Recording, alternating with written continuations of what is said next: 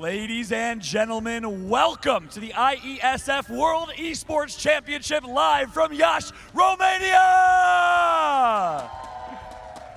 We have the best crowd here live from Iasi at the amphitheater. It is going to be a remarkable day for our Mobile Legends Bang Bang Grand Finals. What a journey it has been for both of these teams, one easier than the other. The Philippines dominated their way through the upper bracket for a chance to lock their spot in yet another grand final. However, for Indonesia, a more difficult road indeed, as they had to grind their way through the lower bracket to make it here for yet another epic rematch between these two teams. It's going to be an unbelievable day of action, and of course, it can only be paired with an unbelievable casting duo, and it is my pleasure, my honor, to welcome to the stream for the very first time your English casters for this broadcast. It's Iasi and OSX. Gentlemen, how are you doing? We are live from Iasi, Romania, and once again, we welcome you to the 15th IESF World Esports Championships, and we enter the grand finals. This is Philippines versus Indonesia. An amazing matchup. Once again, I'm OSX. I'm with Iasi. Two teams, two countries. The defending champions, once again, will face a familiar foe. Familiar foe indeed. Between these guys, there's a lot of history, right? We talked about this throughout the tournament. And yeah, I love the way that John put it down there. The difference of the journey here. Again, Philippines is undefeated up to this point, right? It was smooth sailing for them for the most part up to that grand final spot, and now for Indonesia, they went through the ringer yesterday. We'll take a look at the bracket, exactly how this journey went for these teams. Looking at the lower bracket, big props to the countries who supported, and also the fans who support all their countries who battled their way out from the group stages to the playoffs and the lower bracket round. Now it's the trail of Indonesia. Look at that. Coming from the lower bracket finals, faced Mongolia, faced even Egypt, and the last challenge was Saudi Arabia. Now they're back, crawl their way up top. Yep. And the countries who's been with us from day number one, who gave us a lot of good fights. A big shout out to the fans actually who supported them from day number one. Yeah, it's always great to see this many, new countries and new faces compete here. Again, as we take a look at the upper bracket, this was the journey, like we said, for the Philippines, right? Every single series there in the playoffs, 2-0, they swept their opponents. And, for some matches, it was easier said than done, but still at the end of the day, one thing is apparent with this team for the Philippines is just how strong they are in every single department, right? Indonesia, on the other hand, again, they played, 8 games yesterday alone? And it was good that we ended a little earlier yesterday, right? Hopefully they were able to recalibrate, reset, of course, rehydrate, and get prepped up for this today. Again, they are last year's champions. So they have a title to defend here against a very hungry Philippines. Whew. This is the upper bracket finals, Saudi Arabia and Indonesia. And this time around, we're looking at this. As I recall, my preparations going to Romania. Two Mlbb giants in Asia. In their own right, in their own reign, they face. Last year ago, I remember back in Bali, now having this preparation, all the perseverance that went through, it's a big of a challenge, but this is an exciting match we're looking forward to today. As we wait to actually jump into our first game, it's a best of 5, right? And the thing here is, depending on the pace being set, we've seen it happen before with the Philippines, and we've seen teams actually, other than Indonesia, keep up with the Philippines early game, right? Most of these teams have figured out that early game portion of these matches, but really I feel like even for Indonesia here, this time around, they've got to work on that mid-game transition. Can't wait to see if they're actually able to do that against a team that is undefeated. Looks like the two teams are ready on our stage. Let's throw it over to John to welcome them for this match. Ladies and gentlemen of Iasi and everyone online, it's time for the grand final matchup of Indonesia and the Philippines. And first, it is my honor to welcome to the stage to bring the trophy, last year's champions live from Bali. It's none other than Chajono Prasetyando, the president of the Indonesian Esports Federation. Welcome.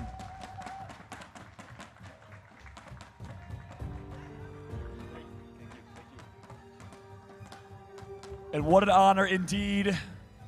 The pressure for the Indonesian crew coming from the lower bracket to defend their title, to defend their throne. On the flip side, the Philippines, they're hungry. They're ready for this grand final matchup. And on that note, I think it's time to introduce our teams and welcome them to the main stage. First and foremost, the hungry team coming from the upper bracket, looking for revenge from Bali just 9 months ago. It's the Philippines!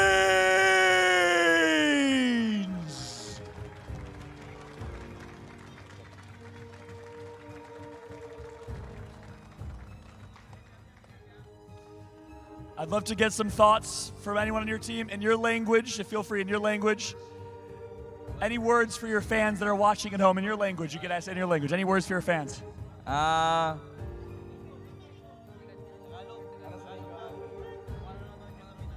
mga nanonood sa mga kababayan namin sa Pinas dyan, papanalo namin to! I love the energy from the Philippines. I'm excited to see them compete, representing their flag. Gentlemen, feel free to exit the stage here. Feel free to exit the stage. We're going to welcome the other team up as well. Go ahead. Cheers. Go ahead, guys. We're going to get the other team up as well. Congratulations to the Philippines. Excited to see what they can do in this matchup. And defending their global championship for the World Esports Championship from Iesf in Bali just last year. Fan favorites, a team that has had to fight vicariously through the lower bracket. It's Indonesia!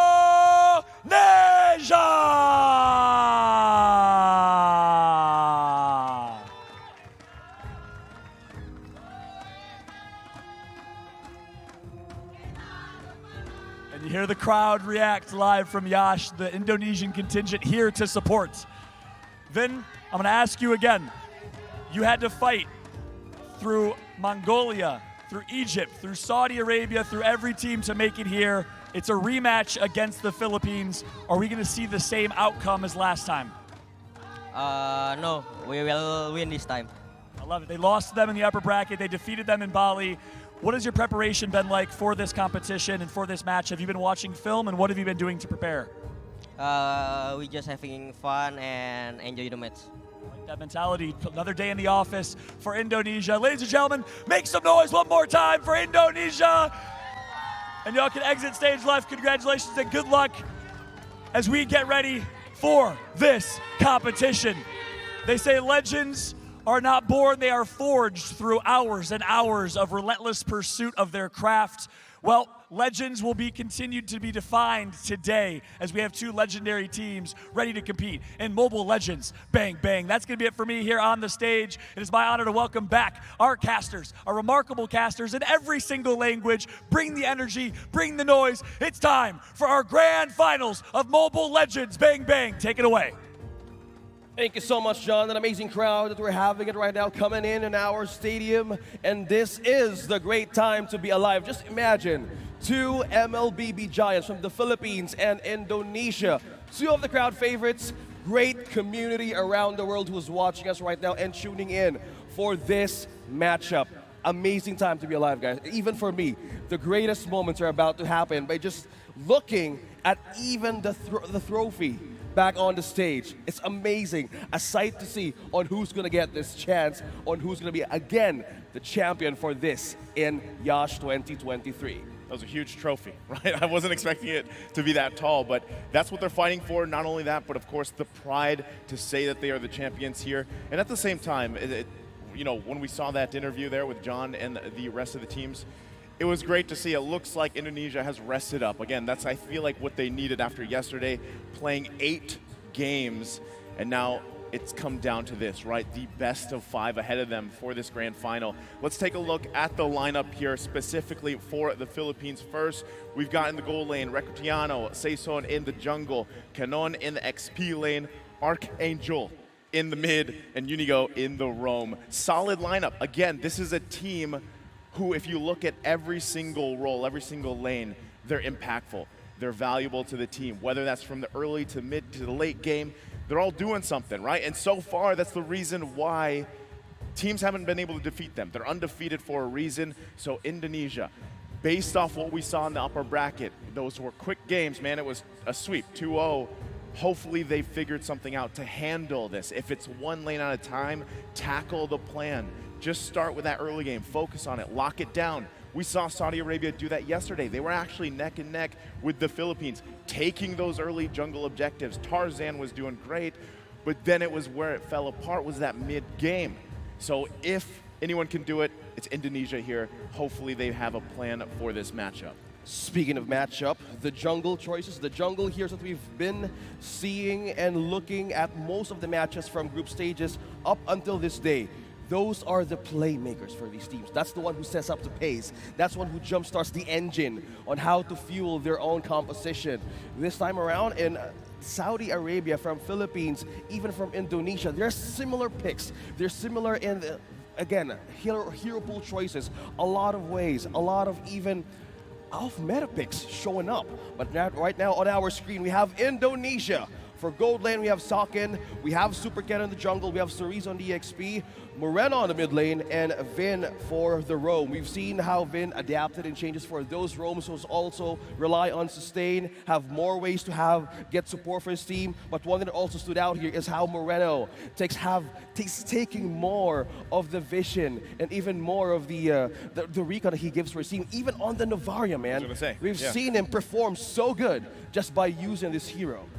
We know that Moreno has a lot to say, right, about this matchup here. He does in the game, too, because when he picks the Novaria, man, for the most part, as we've seen in their journey up to this grand final, he's been pulling the stops, right? But I still think this is a hero that's going to be very contested if it's not banned out, you know, for the most part. Because first phase, even Novaria. Second phase, Novaria. You have vision, you have poke. A lot of things can be discussed in game, but that alone, him alone, and even Vin, we see him how use the Franco. A lot said, a lot of similarities that actually be chosen, actually be stolen in just by end of first draft.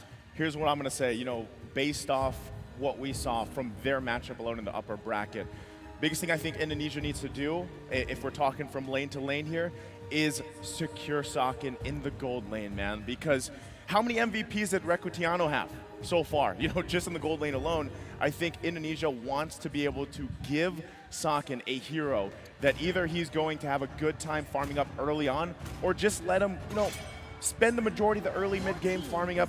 If it's the Brody, I think that might be a priority here for the gold lane. But as we jump into this draft here for game one, you can see Philippines will be on the blue side. Just to clear things up, by the way, because they were upper bracket, they had the advantage, they chose the side that they wanted to be on, right? Yeah, we've talked about it, yeah. That's the advantage. So it's a best of 5 starting at even grounds. First band's coming out here. Let's see what the first pick, probably Fredrin off the top of my head. Good choices here. They take out the Kaja, they're taking out the Eve, disabling more of the team fights, disabling more of the regen with this Faramis. On to Indonesia. They respect the hell out of this Franco, even for the Novaria. We were talking about it early on. And also the Paquito. All of this, most of the 6-ban choices from these two countries actually is one of the power picks that we've witnessed from their matches, even for the first that they met, even to the playoffs. Your suggestion of Fredrin actually works into the first phase because Philippines right now has the advantage of the first pick. Will they go for the utility? Will they go for the heal? Oh. Yes! Wow. Baksha, a favorite as well. We've seen different countries use this meta. And this is just amazing. You take out an Eve, but there's one thing also is considered on the table. You have the regen, you have the slow. But on the response, look at that. Kadita and Brody right away, taken by Indonesia. Okay. This is kind of a surprise that Baksha was picked up first, but still, statistically, you know, given how he's performed up in the playoffs especially, it makes sense, right? There's clearly an angle here for the Philippines, but the response is, I think this is great. This is what I was talking about before we even saw this draft pop up. Give the Brody over here to Sakin, right? We know the way that Brody works in the gold lane. You just need even an item, man. For the most part, 1 item, mostly 2, and then you can start really to pop off, especially just getting the marks off, torn apart memory, and then you pair it up with a Kadita here. That is a great start because now you have threat to control that early game, hopefully snowball in the mid or even your gold lane if you can, and let it scale from there. Well, speaking of Sale, good catch though with the Valentina. Getting an advantage off of this ultimate from the Karata on the burst. Yes, you mentioned about this, Brody, how it's so being effective by not having the first, but having a great lane on the gold. But with this, we have seen the performance back then on the XP on the X-Borg, still making great waves from the back line of protection of each team that has its composition, having a great stronghold. Actually, this is a complete answer of the meta right now in Yash.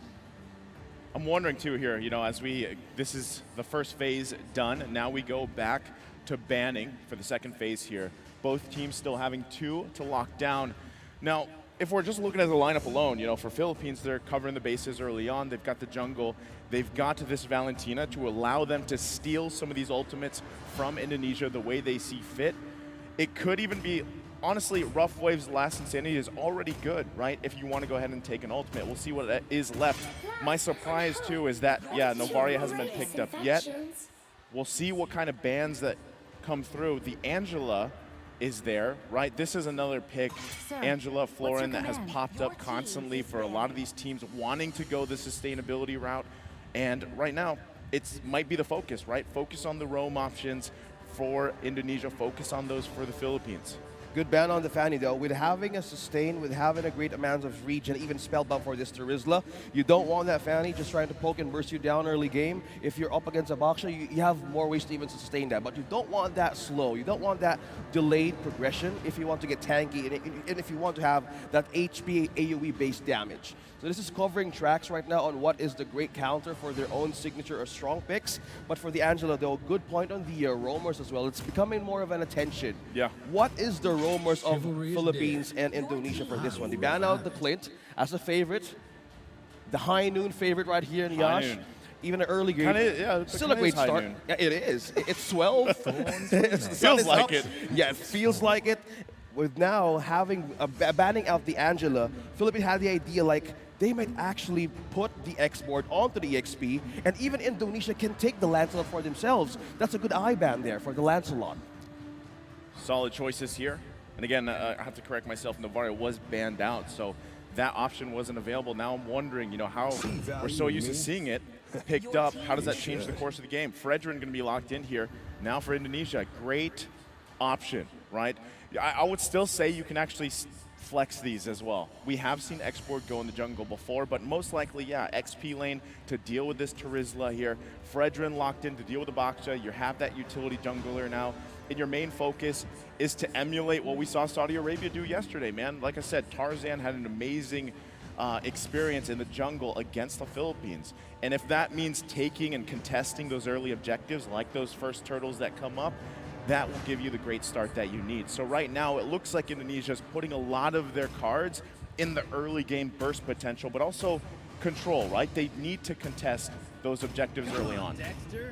Okay, good pickup though with this Claude and the Grok, securing the marksman for Ricadiano, a good knockup as well, and force out resource for this Grok.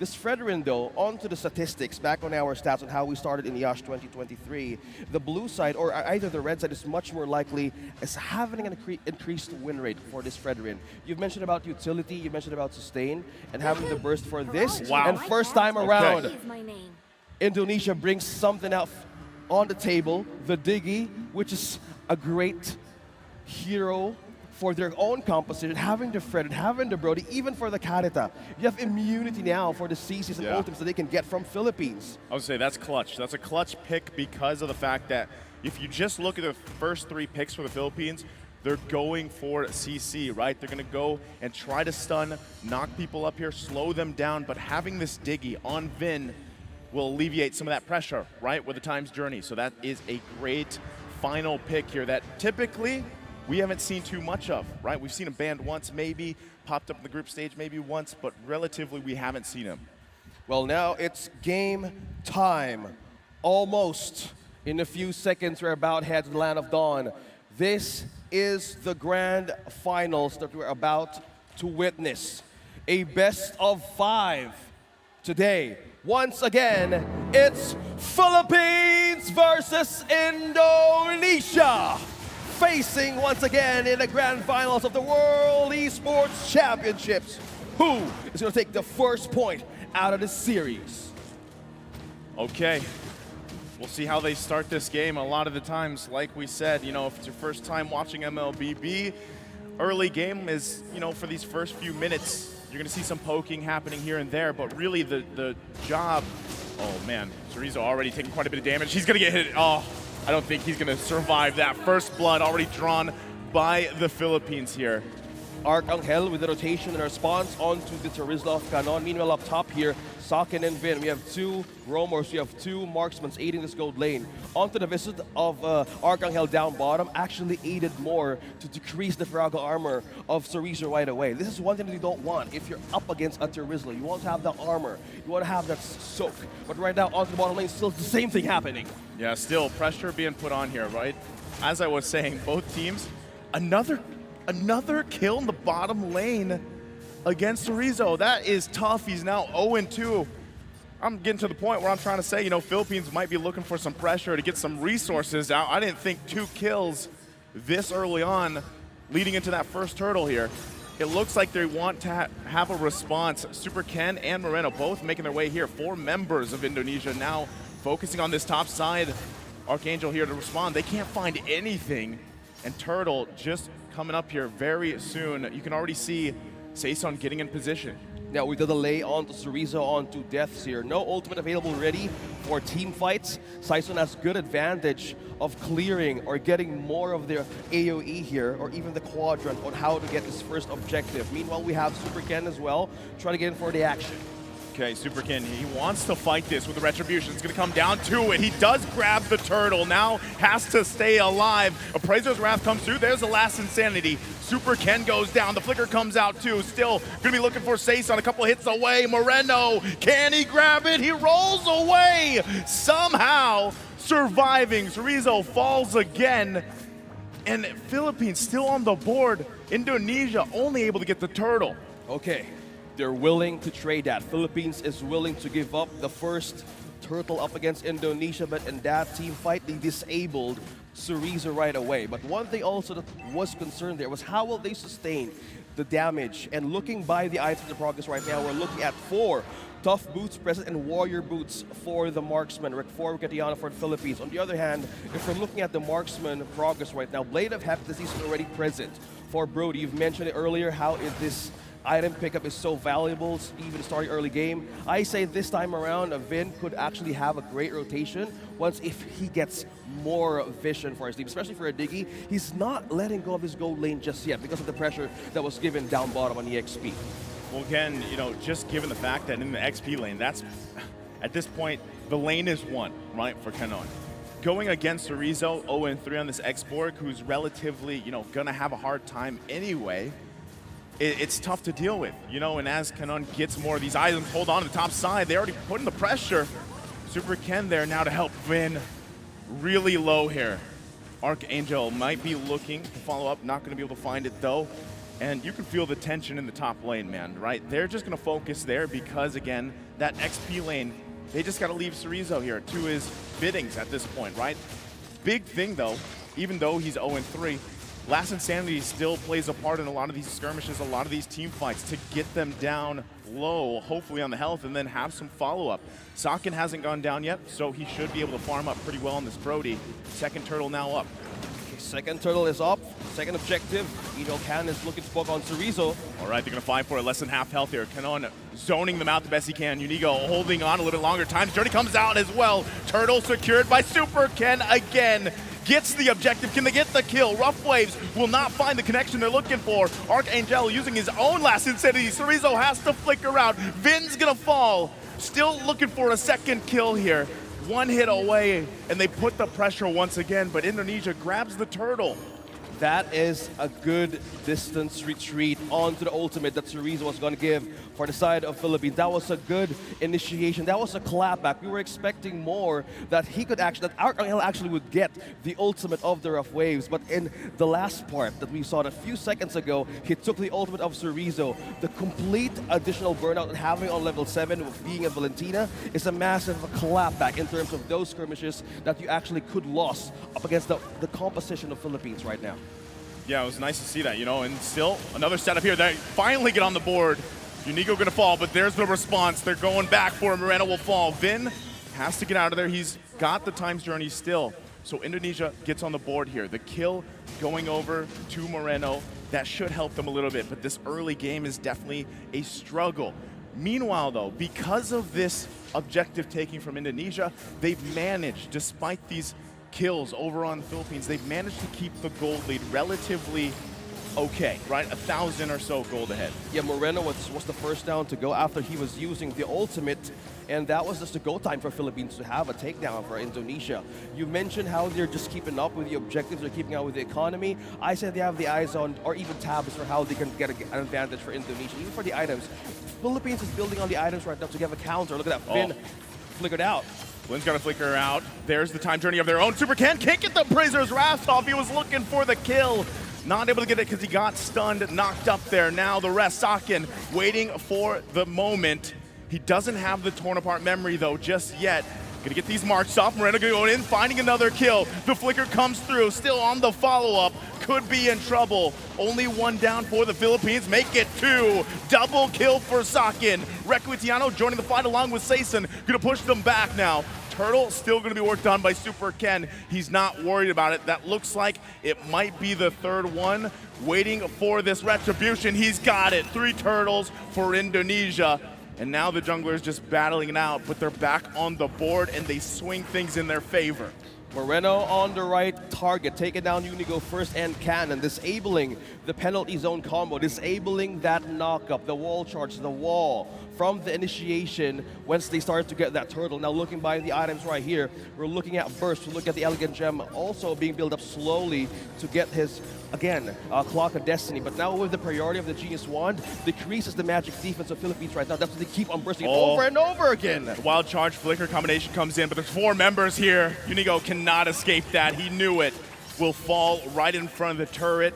And once again, Indonesia finding a win where they needed to. They're going to force Requitiano back here. And as you were breaking down the items there, OSX, you saw Sakin is where he needs to be. As soon as that torn apart memory is up, you can expect them to put pressure. Saison now. Cannon's going to get knocked up here. The rough wave's already going to be used. There they go. Time's Journey has to come out defensively, trying to keep them alive. Flicker comes through. Sakin's still alive too. Gets the torn apart memory off, and they're still going. Time's Journey of their own for Archangel, forcing them back. It's a lot of poking back and forth. No one goes down, but all those resources expended.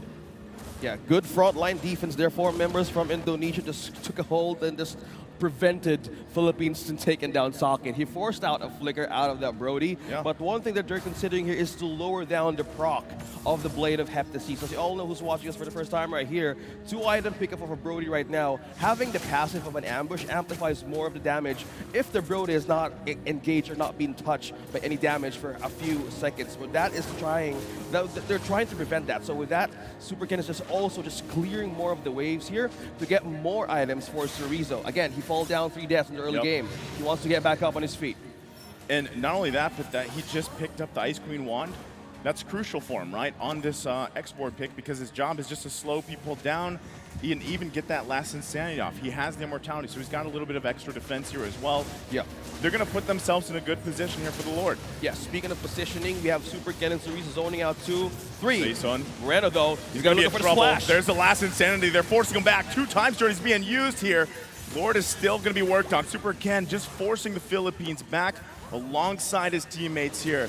They've asserted their position. Philippines might have to give this one away. Requitiano might look for an entry himself. Unigo as well. Wild charge, but it's too late. Super Ken grabs the Lord. Vin will fall, but here's the focus. Unigo going to get knocked up here. Looking for the kill. Requitiano goes in with a blazing duet. Wow. The wind of nature, though. Moreno goes down. They're still looking. Double kill for Archangel. Able to grab another one. Super Ken and Cerezo on the run. It could be dire, though. The penalty zone comes out. Super Ken left to his devices, Appraiser's Wrath, but falls in the jungle. They get the Lord, but at the cost of a couple lives. Requitiano. PHI Requitiano with an entry. Mind you, when he wanted to go up front, up 4 against Indonesia, he didn't have the Wind of Nature yet. That was just damage building up. And when he knew that 4 ultimates were down and Indonesia, that was the time to use that blazing duet right on to 4. He has the Demon Hunter Sword, he has the Golden Staff. and just by that, he has extra damage to peel, and the fall of Canon and even Arkel was so beautiful to see, and that is just complete reinforcement. A quick response from Philippines. Look at that. Arcangel getting that times journey for himself. That's proving to be really valuable for a lot of these team fights, depending on what ultimate he takes. But Indonesia playing around that power spike they had by getting that Lord. It was only the first one of the game. It made quick work, right? Philippines made quick work of it. But still, Indonesia is doing it in terms of objectives. They've got the 3 turtles. They got the first Lord. Philippines is the one that has to figure out how to get these neutral objectives against Indonesia, because this is where teams usually lack against the Philippines, right? This portion of the game is where they really slip up and take things in control, but it's Indonesia that's doing it. And now they focus on these tier 2s, a huge flicker! Penalty zone from Canon with the times journey able to help them out. Can they follow up through it? Torn apart memory already gonna be used. Rough waves as well, no one falling. Unigo goes in with a wild charge, finds Moreno. He will fall. It's a pickup, but the response from Super Cannon Chorizo looking for their own response. Canon falls to the Appraiser's wrath. Blazing Duet comes down 2 down. Make it possibly 3. He holds on with the immortality now going to be popped. Can they get the kill here? He's still got the armor. Recrutiano in trouble too, and he falls to Vin. It's a bloodbath here in the mid lane, 3 for 3.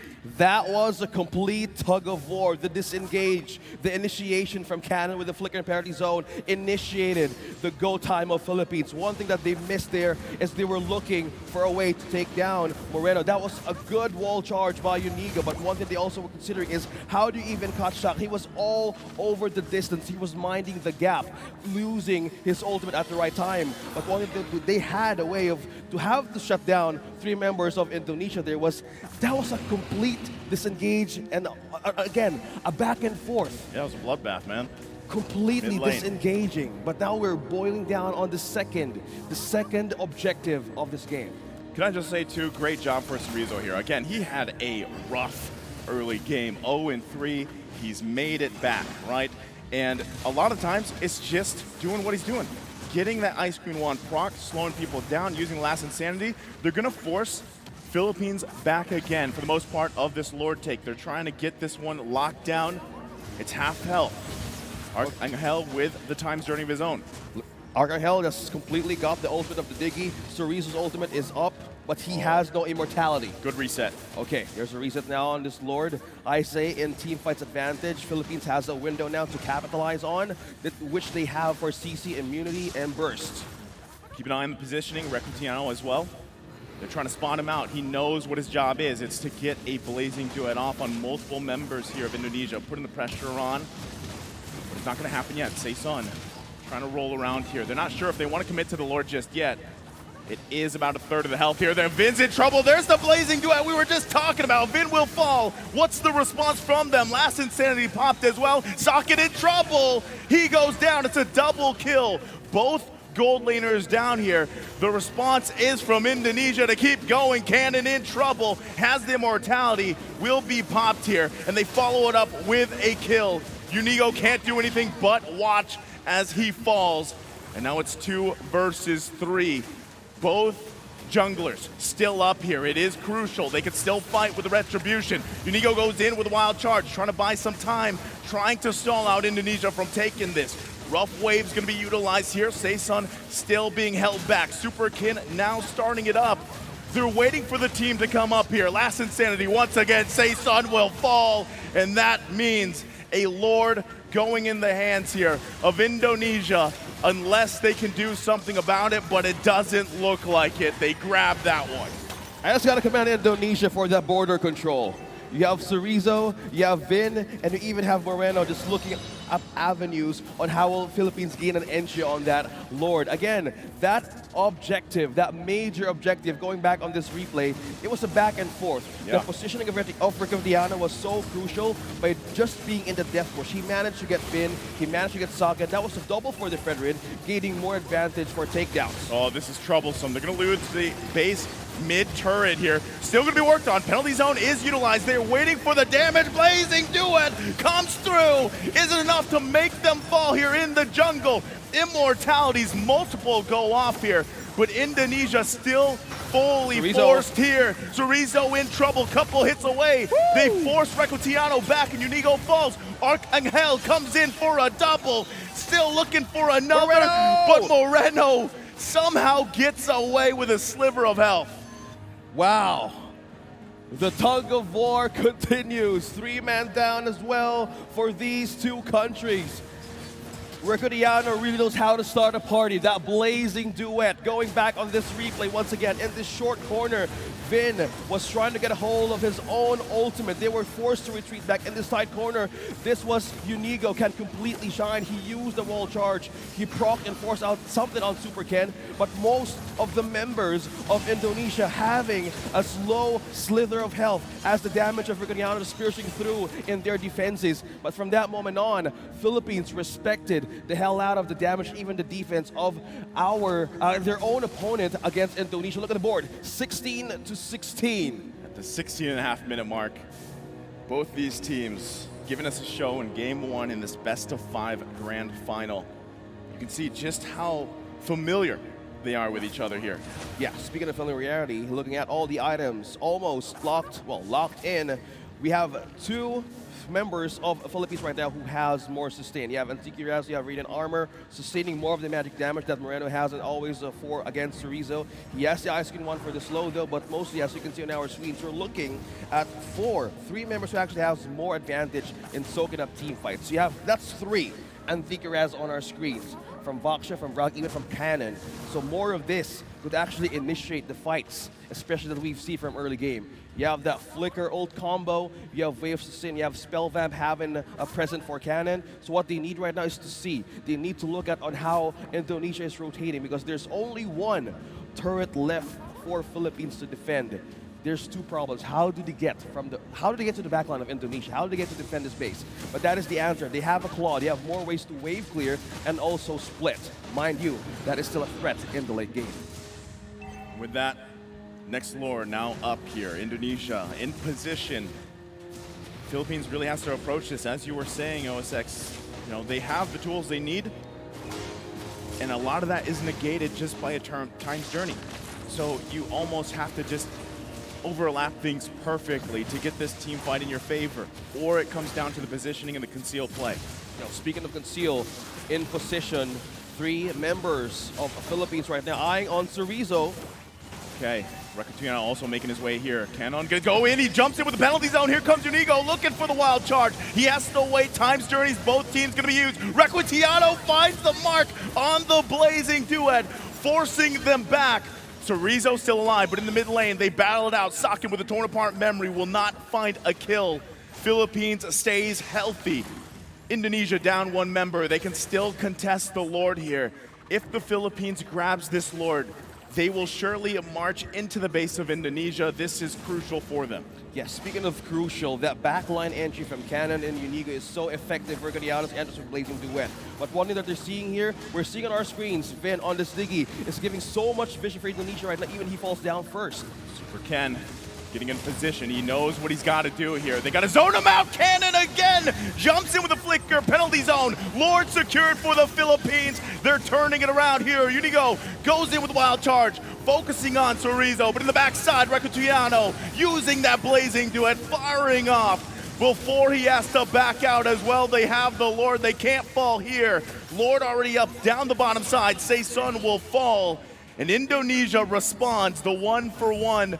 But Lord secured for Philippines. Clearly getting that win. 2 jungles fall down. Super Ken and Saesun. From that moment that Cannon initiated a flicker penalty zone, it was just the right corner for Unigo to utilize with the walls and the passive of Grok. Looking at this replay, the amazing entry of that Terizla onto 2 members forced Indonesia to react. Forced Chorizo to use that last insanity, but with the knockup of Unigo right onto the wall on that corner, gave so much rate for the damage to pierce through, making Recutiano so effective with the damage of the Blazing Duet. This is the prowess of winning condition of a Claude being present in Philippines. Okay, here it is. They should be able to clear this. They're quite stacked on the items. They're zoning once again. Penalty zone comes through. They hold on to the turret, so despite that, Indonesia holds on with a great high ground defense. Given the situation, they're back at it. It's still over a minute and a half for that next Lord to come up. It's up to these two teams to find wins. Now for Philippines, what did they get out of that Lord? They got a few turrets. They got a little space to work with now. Yeah, along gaining the map. more on the presence of having a push, having a great clear against Indonesia. Yes, slowly they're getting something out of it. This is the late game. This is the window of their own lineup. Late game composition, Claude, a walking winning condition, just in case they would need more extra damage. There's Archangel, there's also Cannon for the Spell Vap. What we're trying to say here is they have more winning condition, as you said. Yeah. More tools, tools almost complete. They can actually interchange more of the items now on how to counter sustain, how to counter movement speed, because in Vision, and even for team fights, Indonesia needs more ways of discovering where will the penalty zone will land. Where will Unigo come from? Look at this, the control. Look at the control over the map right now that Philippines is doing. Look at that poke damage, right? That's just from Rectiano. A couple shots. Super Ken's got to respect it. He does have the immortality. But, you know, good point here, OSX, because at the same time, like we saw from that previous highlight, Kenon had a great flicker penalty zone combination on this Trizla, but unfortunately, you know, timing-wise, Rectiano was a little bit too far. The rest of the team was a little bit too far. If it happened a little bit differently, that timing, that down to a couple seconds, could really change the course of a lot of those fights. Yeah, speaking of changing course, in team fights, if you miss the chance for a setup for Indonesia's lineup, they have Moreno, you have the Kadet that could actually evade by using that rough waves. This is one thing that you have if you have this kind of lineup. Either you use it against your enemy team or they force it against you. But looking at it right now, we have Indonesia eyes on the Lord. But Saiso's not letting go on Vision as well. Yeah, look at the placing. You have to keep an eye on the map here. Positioning crucial. Both junglers are just going to stay around this Lord, buying time. Anything that really stands out about these two teams, Philippines and Indonesia, is the fact that they've mastered what we call this Lord dance. Both teams just trying to basically gauge each other. Who's going to commit? There's the conceal from Unigo. The rest of Indonesia also making their way. They had the information they needed. And they know that that conceal is down. The surprise factor is not there anymore. Still going to be working on it. That's the reset. And this is the strength of having a Gronk. He's going to use that Guardian's Barrier to go ahead and reset the Lord here. Now both teams know 5 versus 5 around the Lord, the most crucial one of the game. This is that 4th one. It gets much tougher to deal with the more Lords they go through. So now, once again, they find themselves at a stalemate. They know each other so well that if one jungle is just showing up in this objective, some point of the game actually might happen or even might have a push. But looking at how they're so experienced in this kind of challenges, they know what to feel and what to decide. Saken already used that Torn Apart memory. They might try to buy a little bit more time here for that to be up. Both junglers still at it, dancing in front of this Lord, pretty much dealing with it. They do have immortalities as well, so they have to be careful how they decide to do this. Canon's gonna jump in. That's what we're talking about. Rectiano following up with a blazing duet. And in a split second, they'll collapse on Indonesia. Saken in trouble. Couple shots away. It's a disaster for them around this Lord. Sorizo flickers out defensively. Seiso's gonna chase him down. Rolls in, looking for that immortality. Will not be able to find it. And they have to go back to this Lord, but Indonesia does not want them to just take it freely, but it looks like they call it back. Give it to them, and we just defend. Cannon with the Trizla, the element of surprise, forced out ultimates out of Indonesia. The two most crucial pickoffs just happened, Saken and Vin. Oh, I think they're going to press the situation. Wild charge into the turret they go. Moreno can't find the connection he's looking for. Holding on here they do. Rectiano going to force them back with his own blazing duet. BMI's back to safety. And they press them back. Ultimates are online except for Moreno here. Indonesia, can they defend this? They should have a full force to deal with this Lord. Once again, it will most likely charge up into that turret here. So slowly but surely, Philippines gaining ground for this game number 1. They're going to hold it here, and Indonesia hangs on. 25 minutes. We're in the ultra late game where long death game. timers are much longer. One crucial pickoff, either from these two countries, once they spot on someone out isolated on the map, that is the advantage of having a disable and the power of their late game composition. Now we're looking at the defense of Indonesia right now onto the base. We're see some items be switched up here. We're looking at the power. We're looking at the defense of Moreno. He now has the Winter Truncheon, able to force, able to have an invulnerability. This is tough. Even burst down from Philippines. The tough part here is the fact that you have everybody item locked. They're going to be switching items, like you mentioned, right? And it comes down to these micro decisions. In that sense, immortalities, right? Once they're expended, you're going to expect them to pick up these Winter Truncheons or these Wind of Natures, flip things out, even those Rose Gold Meteors, right? And at that time, especially dealing with Moreno, you just have to dodge that initial burst for the most part. But right now, what it's looking like, both teams having some of their bases exposed, Indonesia's turrets a couple hits away, this is where it gets a little dicey. Because what we've seen before, too, is not so much focused just on the Lord at this point, right? This is going to be the 5th Lord. It's almost game-ending for most matches, right? We're nearing that time. But not only that, but when teams focus so much, they're hyper-focused on dealing with that Lord, the split push comes through. So they have to keep an eye on that here for Indonesia. Things could happen all over the place, all over the map. Good point there about the split push. We're looking at Salkin, we're looking at Ricotiano. Damages right now is actually showing up on the roof, but one thing to also saw right there when he had to hover on the items, we have two members of Philippines has the Queen's Wings, probably countering out the damage reduction of Indonesia's damage right now that could be so high because with the Brody and even for Cerezo, they have more ways to even compensate for that, just in case for a team might just happen. As you mentioned about the map being all things can be considered. Yeah. Split push, actually diversion. It's present for these two Mlbb giants that actually keep on experiencing even in their own leagues. So it's so nice to see that there's a lot of tension, a lot of surprises can happen. Wow. But look at that. There are some folks, so much immortality right now on our screens. Yeah, they're already going to force Saison, right? So off the Lord here. Got to keep an eye out again on the placements. Specifically, what's going on at the bottom side of the map. Moreno also trying to find some, this might work. Whoa. It does, it at least gets the immortality. Still has to follow up. Trees are going to go in with the last Insanity Archangel. In trouble, but he has the Winter Truncheon. Cannon can't help him. He falls, but look at the bottom side. This is what we were talking about, the split push they might be going for. They still have to deal with here. The penalty zone will not be able to find the mark. Revenge Strike comes through. Cannon, can he salvage this fight at the top side? Meanwhile, in the base, Vin fell. Requitiano is still there, but good thing Sakin went back. So the base is handled. Saison and Cannon trying to get out of here. They're going to lose their jungle. That's big for Indonesia here. They managed the split push. They won that fight around the Lord.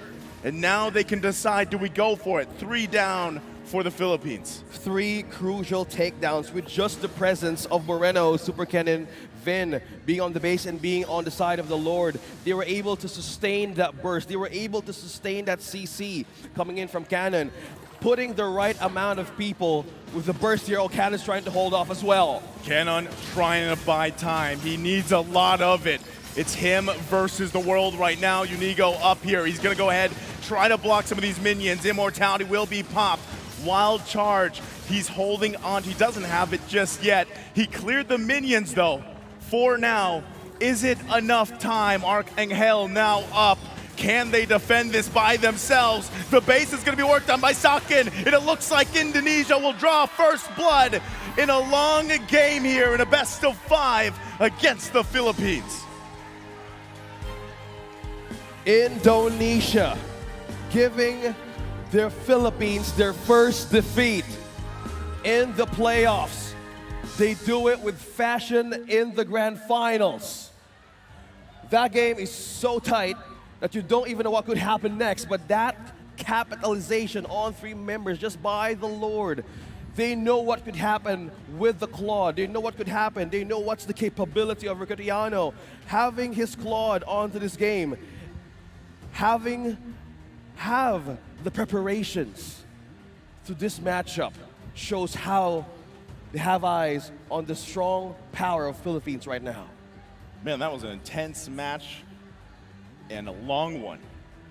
Longer than a lot of these matches we've seen. And you see what the answer there was, OSX. They held everything together against the Philippines from especially the mid-game transition. Let's take a look at the Mlbb here. It could be anyone from Indonesia, right? There it is, socket on this Brody. I don't know how many times alone this hero in the hands of many of these great players has gotten MVP, but here it is, 8-3-6. And if you recall, early game, he had relatively a good lane. He got 2 early kills, and there you go, So deserving MVP, played really well in some of those high intense situations and positioning. Yeah, by the kill participation of 67%, he has to switch up onto the last moments of the game where he needed the Athena shield and even the Wind of Nature. But one thing that was considered was the scaling damage of a Brody. Complementing the tankier side of 3 members of Indonesia is so much important for them to hold those kinds of objectives. The lore dance, these 2 teams has mastered that for so long, and what they need to answer was either divert some attention out of the Philippines or make use of those mistakes that Philippines has made. And that was just completely completely Indonesia having the confidence, having the preparation. It was totally translating into that game. That game 1 was intense. I mean, we started with our coats on. Yeah. And we felt the heat here and in the game. That you can see it from here. My goodness. It's so heated up right now. What a game 1. Again, the best of 5. There's not obviously, they are the first team in this tournament to take a game here like this from the Philippines. So this is a great start for them. And I think, really in a game like this, when it gets to like what you like to call OSX, the ultra late game, it really does come down to those, the macro plays, the minor decisions. And this is, again, a lot of people are going to notice if you watch a lot of Mlbb what the Philippines was trying to do there. They were trying to go for that split push, into the base, and Indonesia handled it perfectly. So we'll see if they can adjust. We are going to be taking a short break, though, so sit tight. We'll be back after this.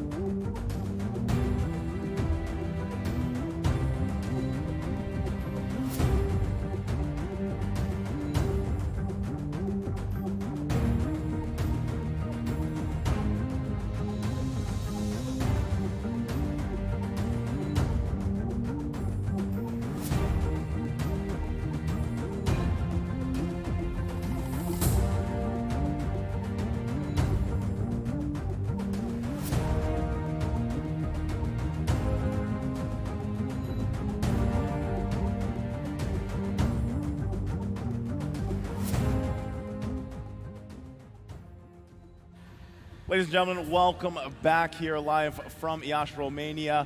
We are knee deep into the final series for MLBB playoffs here, the grand final between Indonesia and the Philippines. It's a hot day here, it's a hot match. Indonesia's off to a hot start. 1-0 in this best of 5, defending champions for Indonesia. They have a lot to live up to, and also they are the first team now to give the Philippines a taste of defeat here in their journey. Mind you, that Diggy pick, the last Diggy pick, Yeah. it was so good on the last phase that you counter most of the CCs that Philippines started in the first draft. And looking by how they're maintaining that kind of composition, there's a lot of things present. The toolkit of Indonesia back in game number 1 is so strong early game, that relies on completely in vision. No matter how many times Vin got taken down with that Diggy, one thing that he aids for his team is just completely vision, and having an amount of that kind of reconnaissance around the map gives so much value of information to your marksmen, to your junglers and OO, and being all over the place. That's one thing to just go and back up on your feet with having the items that you lost in early game. We saw Chorizo take down 3 times. Yeah, so he had a rough game, early by that game. kind of information that Vin's giving to his team, it's completely a great answer for those that think that they've lost. Rough early game for Chorizo, and that's why I'm saying, he did a great job at, coming back through that deficit that he had. It was a lot of attention on his lane, and, at the end of the day, all he really had to do with this X-Borg is slow people down for the most part, and last insanity, right? And that's kind of what happened there, not to mention the Diggy. The Diggy is relatively well known for, if you guys are familiar with the Philippines and this team specifically, they don't like to play against the Diggy a lot of times, right? And we actually haven't seen it pop up too much.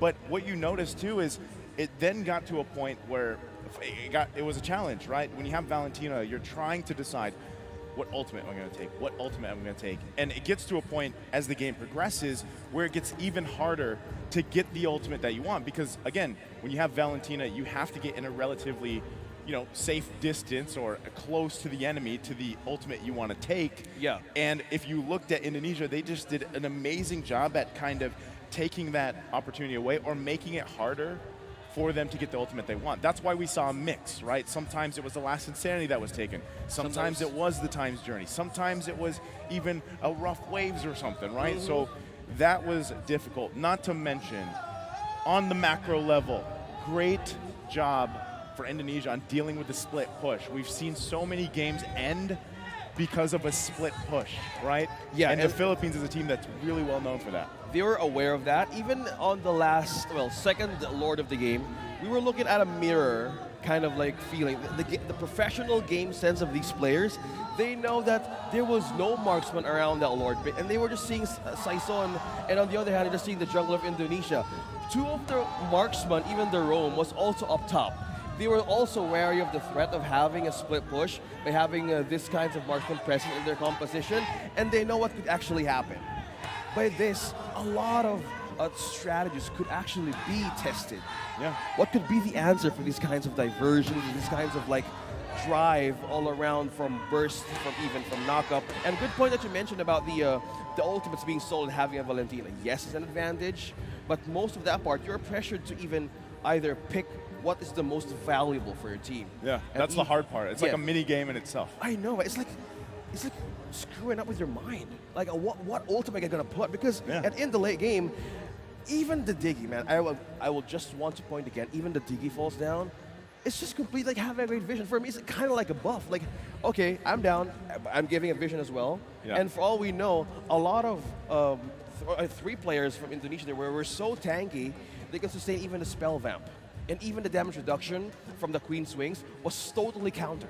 Yeah, there was a lot of, and if you look at the Philippines in that match, there was a lot of great moments, especially, Canon trying to use that Trizla, trying to find these combinations we usually expect, which is like a flicker into the penalty zone. And, it was unfortunate for the Philippines because there was times when he would get 2-3 members. But Rakutiano was either not there or he just didn't have enough time or he was zoned out, one of the two.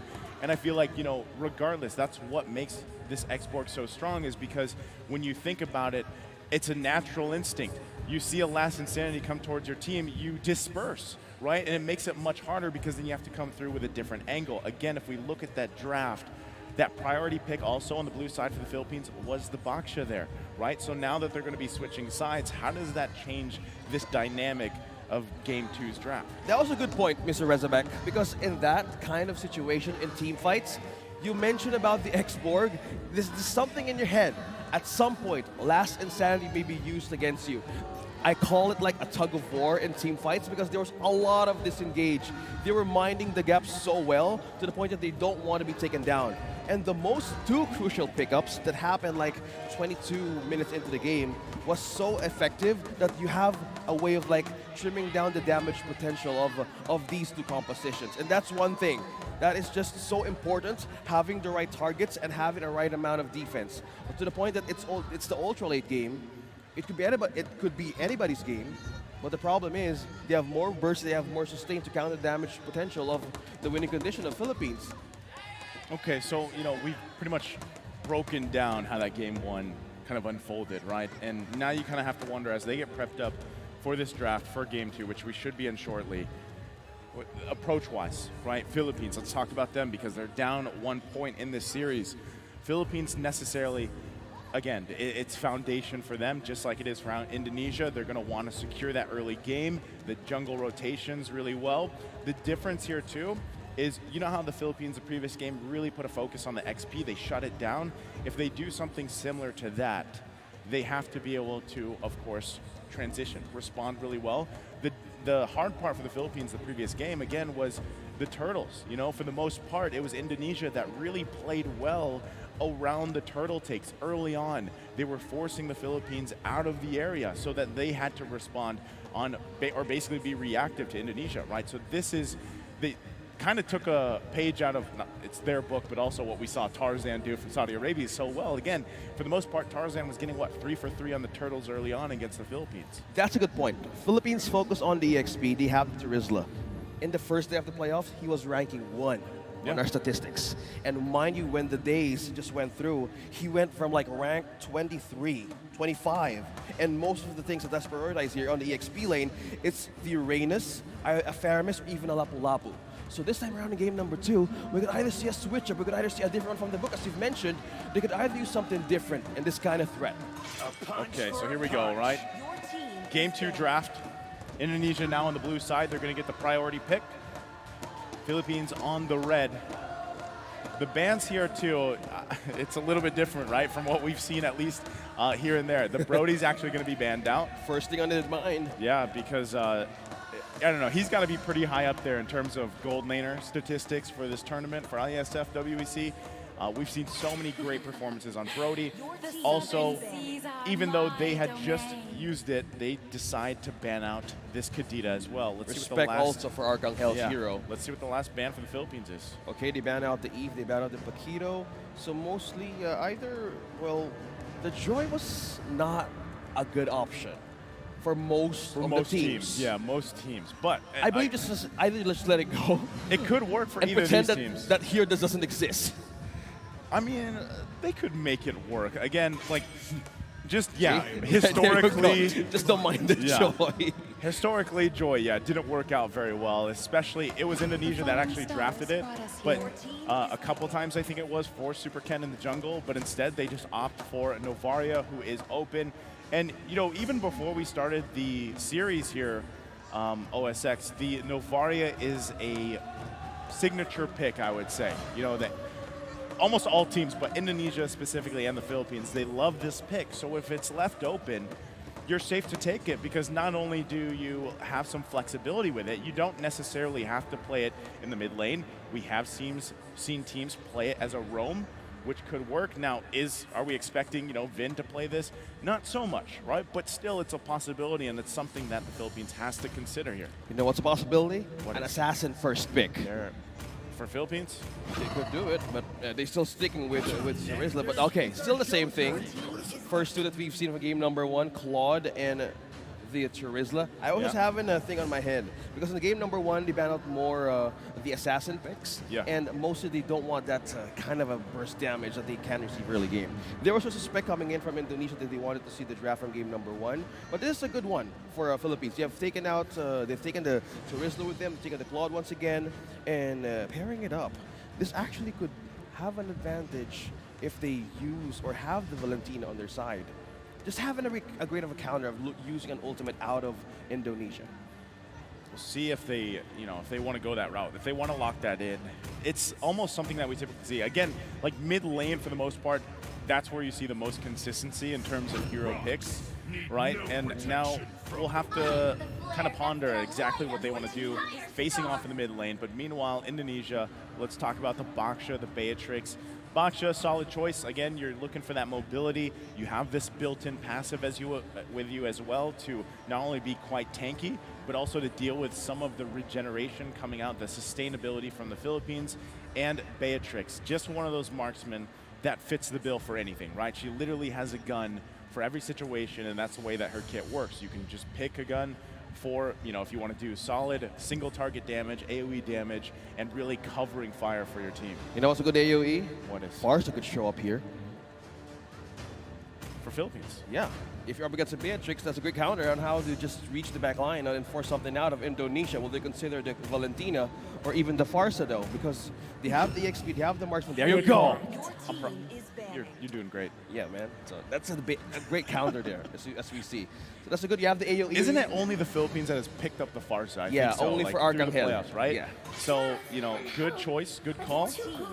And the fact that, they let this Valentina through. What I'm wondering, too, is what if, right? What if Indonesia, depending on how these last couple bans come out, what if they're like, all right, well, they got the Farsa, now we want actually the Valentina. Let's go ahead and park Novaria in Vin's hands, take up the Valentina. So we also have a feathered airstrike.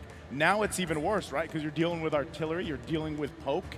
That could happen here. So let's see exactly how these last couple bans come through. That was the Lancelot taken out from Indonesia.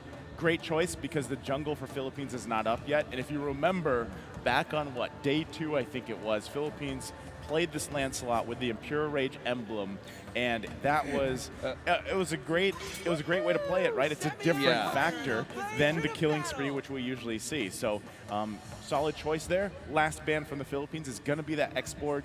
They're tired of dealing with what they had to the previous game, right? Just need to respect them. They have to respect it. They take it out.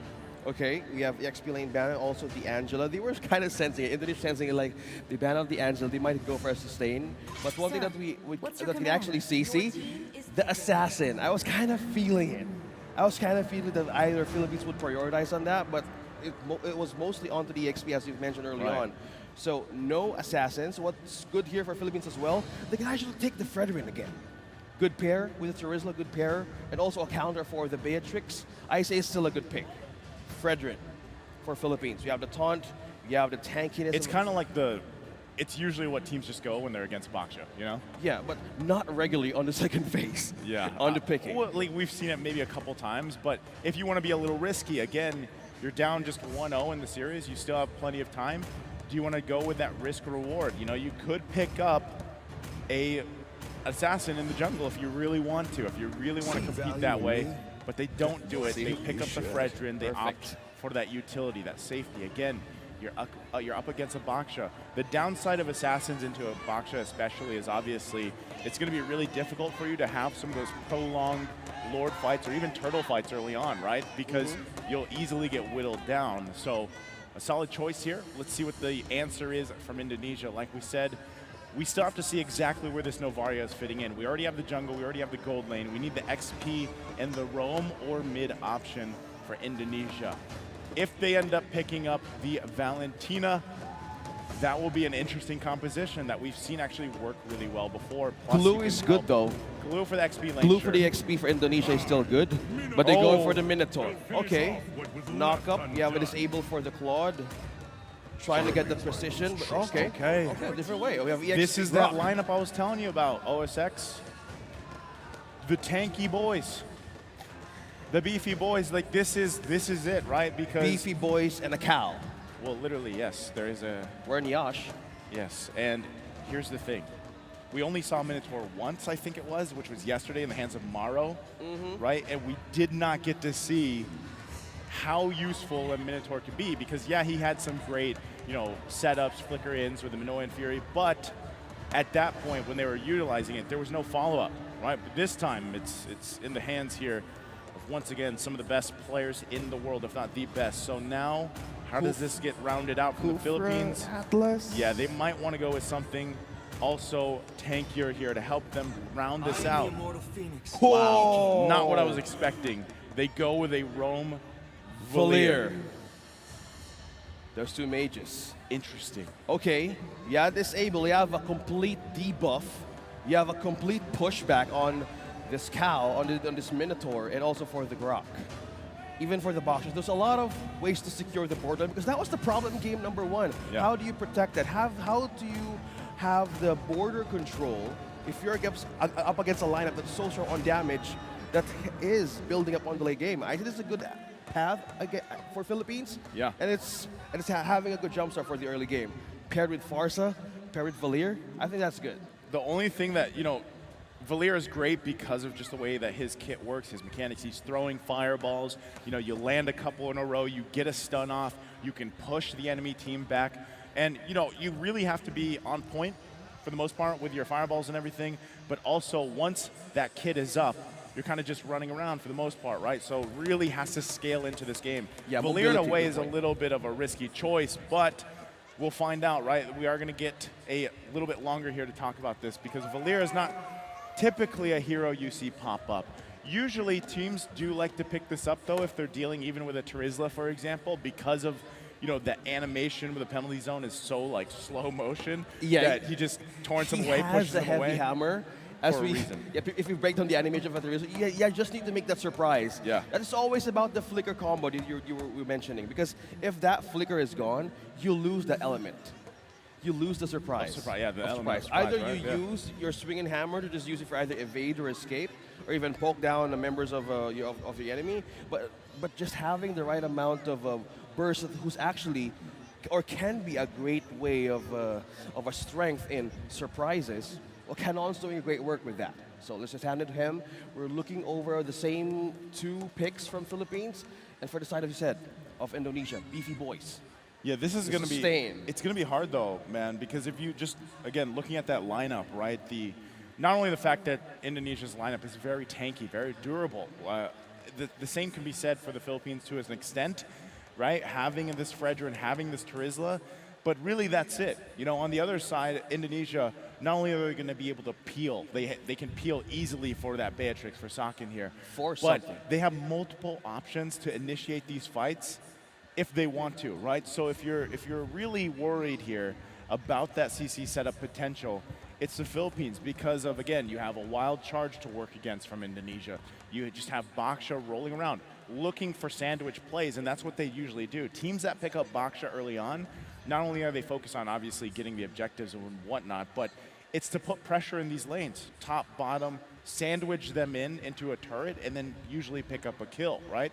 Not to mention they have a Navario, man, who we have seen time and time again with just the way you use that Astral Echo, the Astral Recall, you're poking people down. You can really play around that. And one thing that I'm really looking forward to seeing is how this Minotaur works this time in the hands of Vin.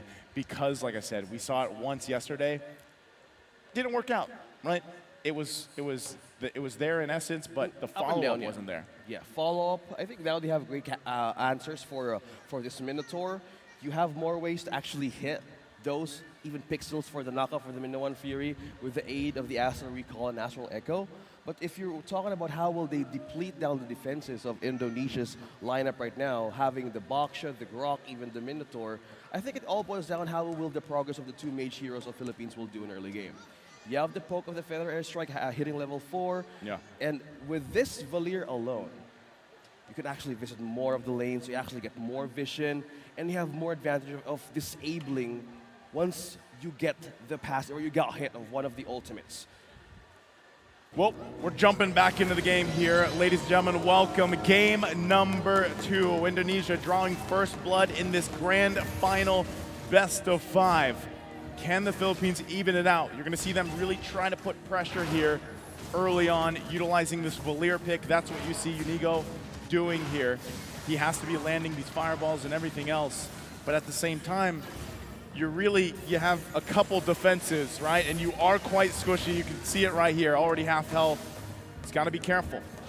Yeah, Valir roam early on, you need to be wary of your distance. You need to be wary of your spacing because at some point early game, Super Ken and Vin with this kind of pair up, you could actually poke a lot out of this Valir. So you need to be careful as well. That's the knock up from Vin. Using the concussive blast, passive run, hit him down. Fireballs connecting onto Saison. Hitting level 4. Will he be able to make it for the Appraiser's Rat? Just continuing that spam. Saison just completely peeling off slowly members of Indonesia. Again, these burst fireballs, right, are crucial. Cannon dropping low. Will he be still able to escape this one? Cannon falls down. Cerezo takes the first blood.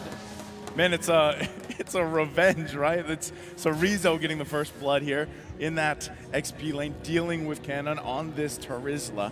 So, you know, and to be honest, honestly, we haven't seen too much XP lane grok, right, for the most part. Before it was rather popular in a lot of other tournaments, but it's kind of fallen off a little bit.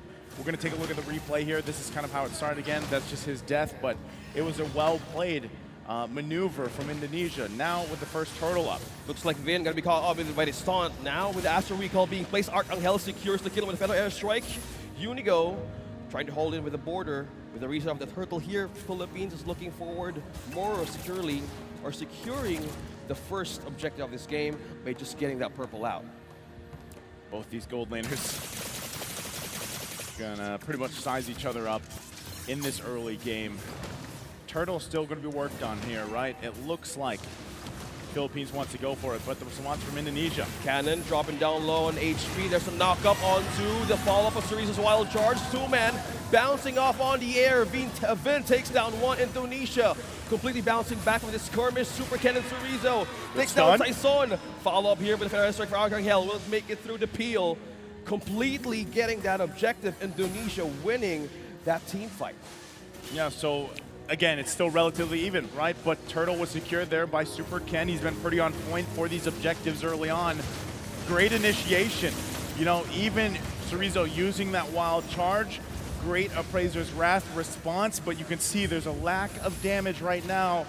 And yes, these are two magic damage dealers, but they still need time to scale up a little bit, right? Right now, economy-wise, pretty even. Nothing too big happening. That is Rakutiano picking up a DHS, though. He's got the Demon Hunter sword. He's not letting go of Cannon right now, using the penalty zone counters, trying to slow him down with the turret spray. He's not right under the turret. He flickers in. Wow. Cannon trying to evade, he's trying to micro and right onto the turret, still sustaining that with protection of his own outer turret energy shields. He lives.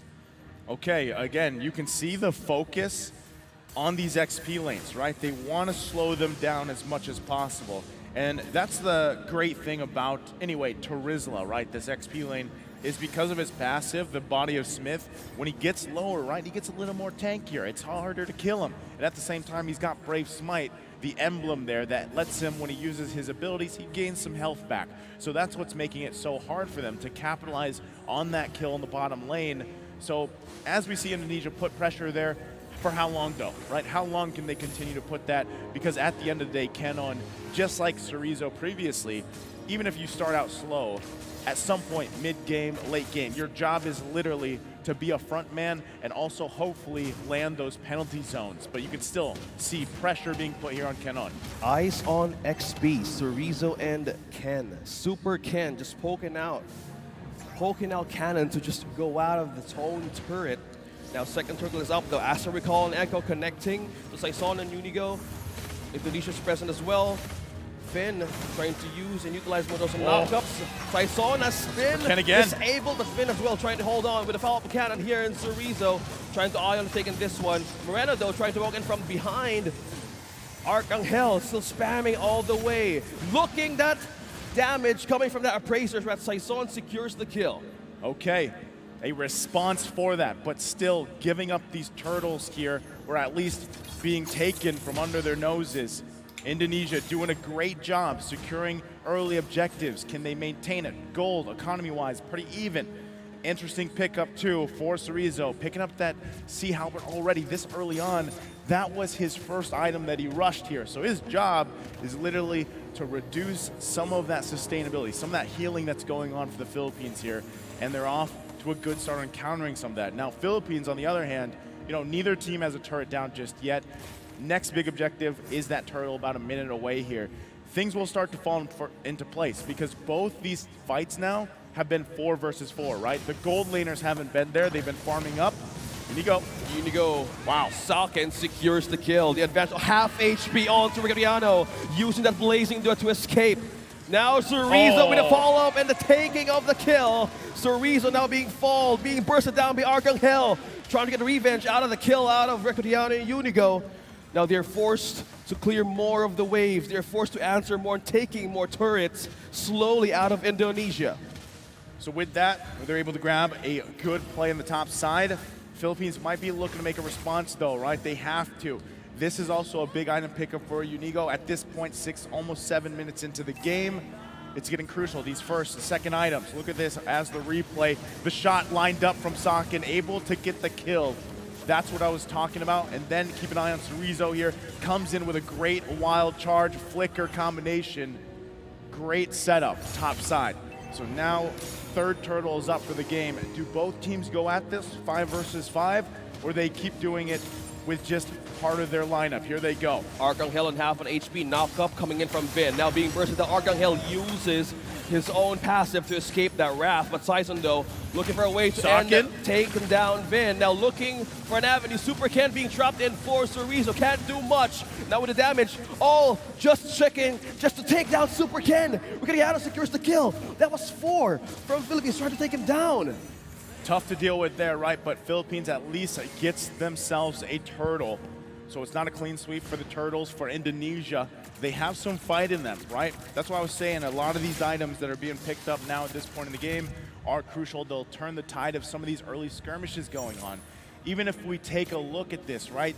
Scaling department-wise for the Farsa pick on Arcangel, he has that COD. He's building up into his second item. It should be proving a point, especially when we get to the Lord fights, right? You need that burst damage available to the team here. And at the same time, you've got the slow already with the Ice Queen Wand for Unigo. So as they continue to scale up, will they be able to go toe-to-toe with these objective takes in about a minute from now? Here you go. You guys can see the items as well. 2 of the items locked in here for Riccatiano, and on the other side, Beatrix only has this BOD, right? Saken needs a little bit more time to get the next item here. Probably the Malefic Roar. That's tough. Saken goes down. Cannon securing a kill. Saken gets his own first death. Unigo though, damage now slowly scorching it through the damage. Chorizo as well. This is top lane contention. Yeah. They're not letting go of this top lane just yet. It's 9 minutes into the game, and they don't want to let go of the control of their own defenses. We have the first Lord to show up, and just by looking at how they want to answer this, they want to hold and just be cautious of their next steps. Cannon using the penalty zone onto 2, will be able to secure a kill here. Fellow airstrike connected onto 2 as well. Burst down, will this be the answer? Canon falling down the hands of Moreno, securing another point for Indonesia. Unigo here trying to hold off and clear something out. Philippines taking another death. That's for a Cannon. Yeah, then, okay, I was going to say he's going to land that fireball. He doesn't. So, unfortunately, but there is the Malefic Roar being picked up now by Saken, even though he went down just a little bit ago. That'll help him shred through some of these defenses from the Philippines. Now that they secure their buffs here, they're going to have to go ahead and fight for this. Less than half health. Saison trying to taunt in Chorizo with a follow-up from Arcangel, being trying to burst Ken and Chorizo. Now they disengage. They just want the objective. They just want the poke. Saken taking down Unigo once again. And they just want to hold off. It's just the objective. It's just the items. And Philippines trying to get a trade. Taking down the first turret now with a follow-up. Finn falling down in the hands of Cannon. Saison looking for a way to take this purple for himself. Look at that. I mean, yes, the Lord went in the hands here of Indonesia, but Philippines knowing that, they try to find a counterpunch themselves, some form or another. That was the first turret they were able to secure now. Here's the answer, though. Now being stunned right on to 3. Saison takes down Saken, finally getting a kill. Wow. Follow up with Super Can. Cannon takes a point as well. Cannon looking for a way to chase off or push Chorizo out of the equation. But Riccatiano with the follow-up in the trade. They take down slowly their objectives to their own hands. A push down bottom. Again, great response here from the Philippines. Even giving up or having that Lord taken from them. They handle it quickly. They get a couple kills. they get a lead, right? They have now a very short, small lead in the gold department. They're going to be able to scale up with some of that. Now Indonesia has to be able to respond, right? Yes, they're getting these objectives. They have to continue to get that space in terms of, you know, areas around the map. Both teams have 2 turrets down, right? Now, the big part of this, if you're Indonesia, is also, you got to get that tier 1 down in the mid lane, man, because as the next Lord comes up, that small advantage of having this turret will play a part in that Lord dance, right? They'll be able to manage some of that wave a little bit better, so that should be job number 1 before this Lord comes up. Moreno picking up an Ice Queen wand will help pick off a little bit, slow things down, but this is what I was talking about. At some point, Arcangel will have that Divine Glaive that he needs, a little more bursty on this Barca now. Spotted down 1, Super Ken receives the poke. Cannon, Saison eyeing over Super Ken and Cerezo. That's a follow-up, that's a flicker onto Cannon. He's still sustaining it though. Regadiano trying to find an avenue. Where will he go in? That's a 3-man knockup. Saison takes down Cerezo, and it's a follow-up being using the Federation against Philippines right now. Arcangel takes another kill. Socken falls down. Saison with the follow-up. Vin being taken down. 3 members out of Indonesia. Man, Unigo just cooked Vin right there with the fireball, literally cleaning that up, and that is tough, right? It looked so good for a moment because the Minoan Fury was great. It found multiple members, but the response from the Philippines, they overlapped some of those ultimates very well. And even Recutiano able to go in with Blazing Duet. He used that Purify. He goes back in with the BMI, safely surviving that in exchange. Now that this Lord is up, still going back to the point, Indonesia still doesn't have that tier 1 in the mid lane down.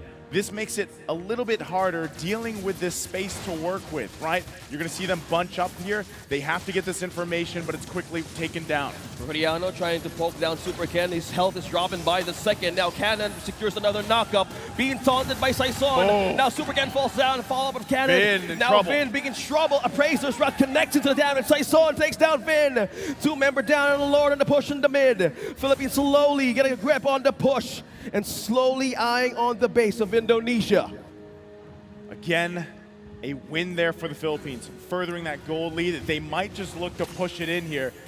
Timers aren't too out of control, but unless they press this situation, this could be 1 for 1. 1 for 1. Base is open. Philippines might able to take it down Cerezo. Regadiano getting a point on the damage. Now Philippines once again pushing slowly. No minions. Eyeing top Just yet. turret here. Minions just pushing in. Can Moreno and Sock and defend Super Ken as well, but it's too much already for Indonesia. Philippines bounces back with 1 point in this best of 5. We got a series on our hand. 1 for 1. They've evened it out in this best of 5, like you mentioned, in a great performance, a great recovery here from the Philippines. Again, you look at that game, Indonesia was doing great things, you know, from early to mid, and then it was a couple of these team fights that really just turned things over, you know, in favor. That pendulum, the way the pendulum swings here, for the most part, again, even on that macro level, some of these turrets staying up when they should have been taken down earlier on. And not just that, but even the decisiveness of utilizing the kits that you have for the Philippines, whether that's the penalty zone, whether that was even the Appraiser's Wrath a lot of the times, paired up with a great Blazing Duet. Things fell into place perfectly.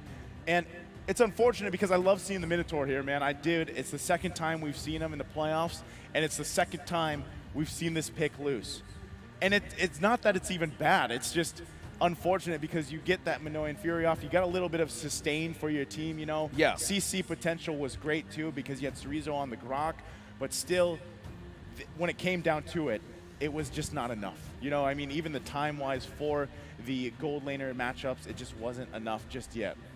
Well, speaking of which, let's pull up our MVP for this game, and it's none other than looking for Saison. You pronounced it correctly. You said Arcangel correctly. Yeah, you know, I switch between the Archangel and Arcangel. Just, you know. Sounding perfect, man. Saison is our MVP for game number 2 for Philippines. Having the Fredrin complementing the Farsa and even the Turisla, having a 6-1 and 8 KDA. Using the Blade Armor and the Molten Essence, just buy these 2 item pickup. You deflect more, you sustain more.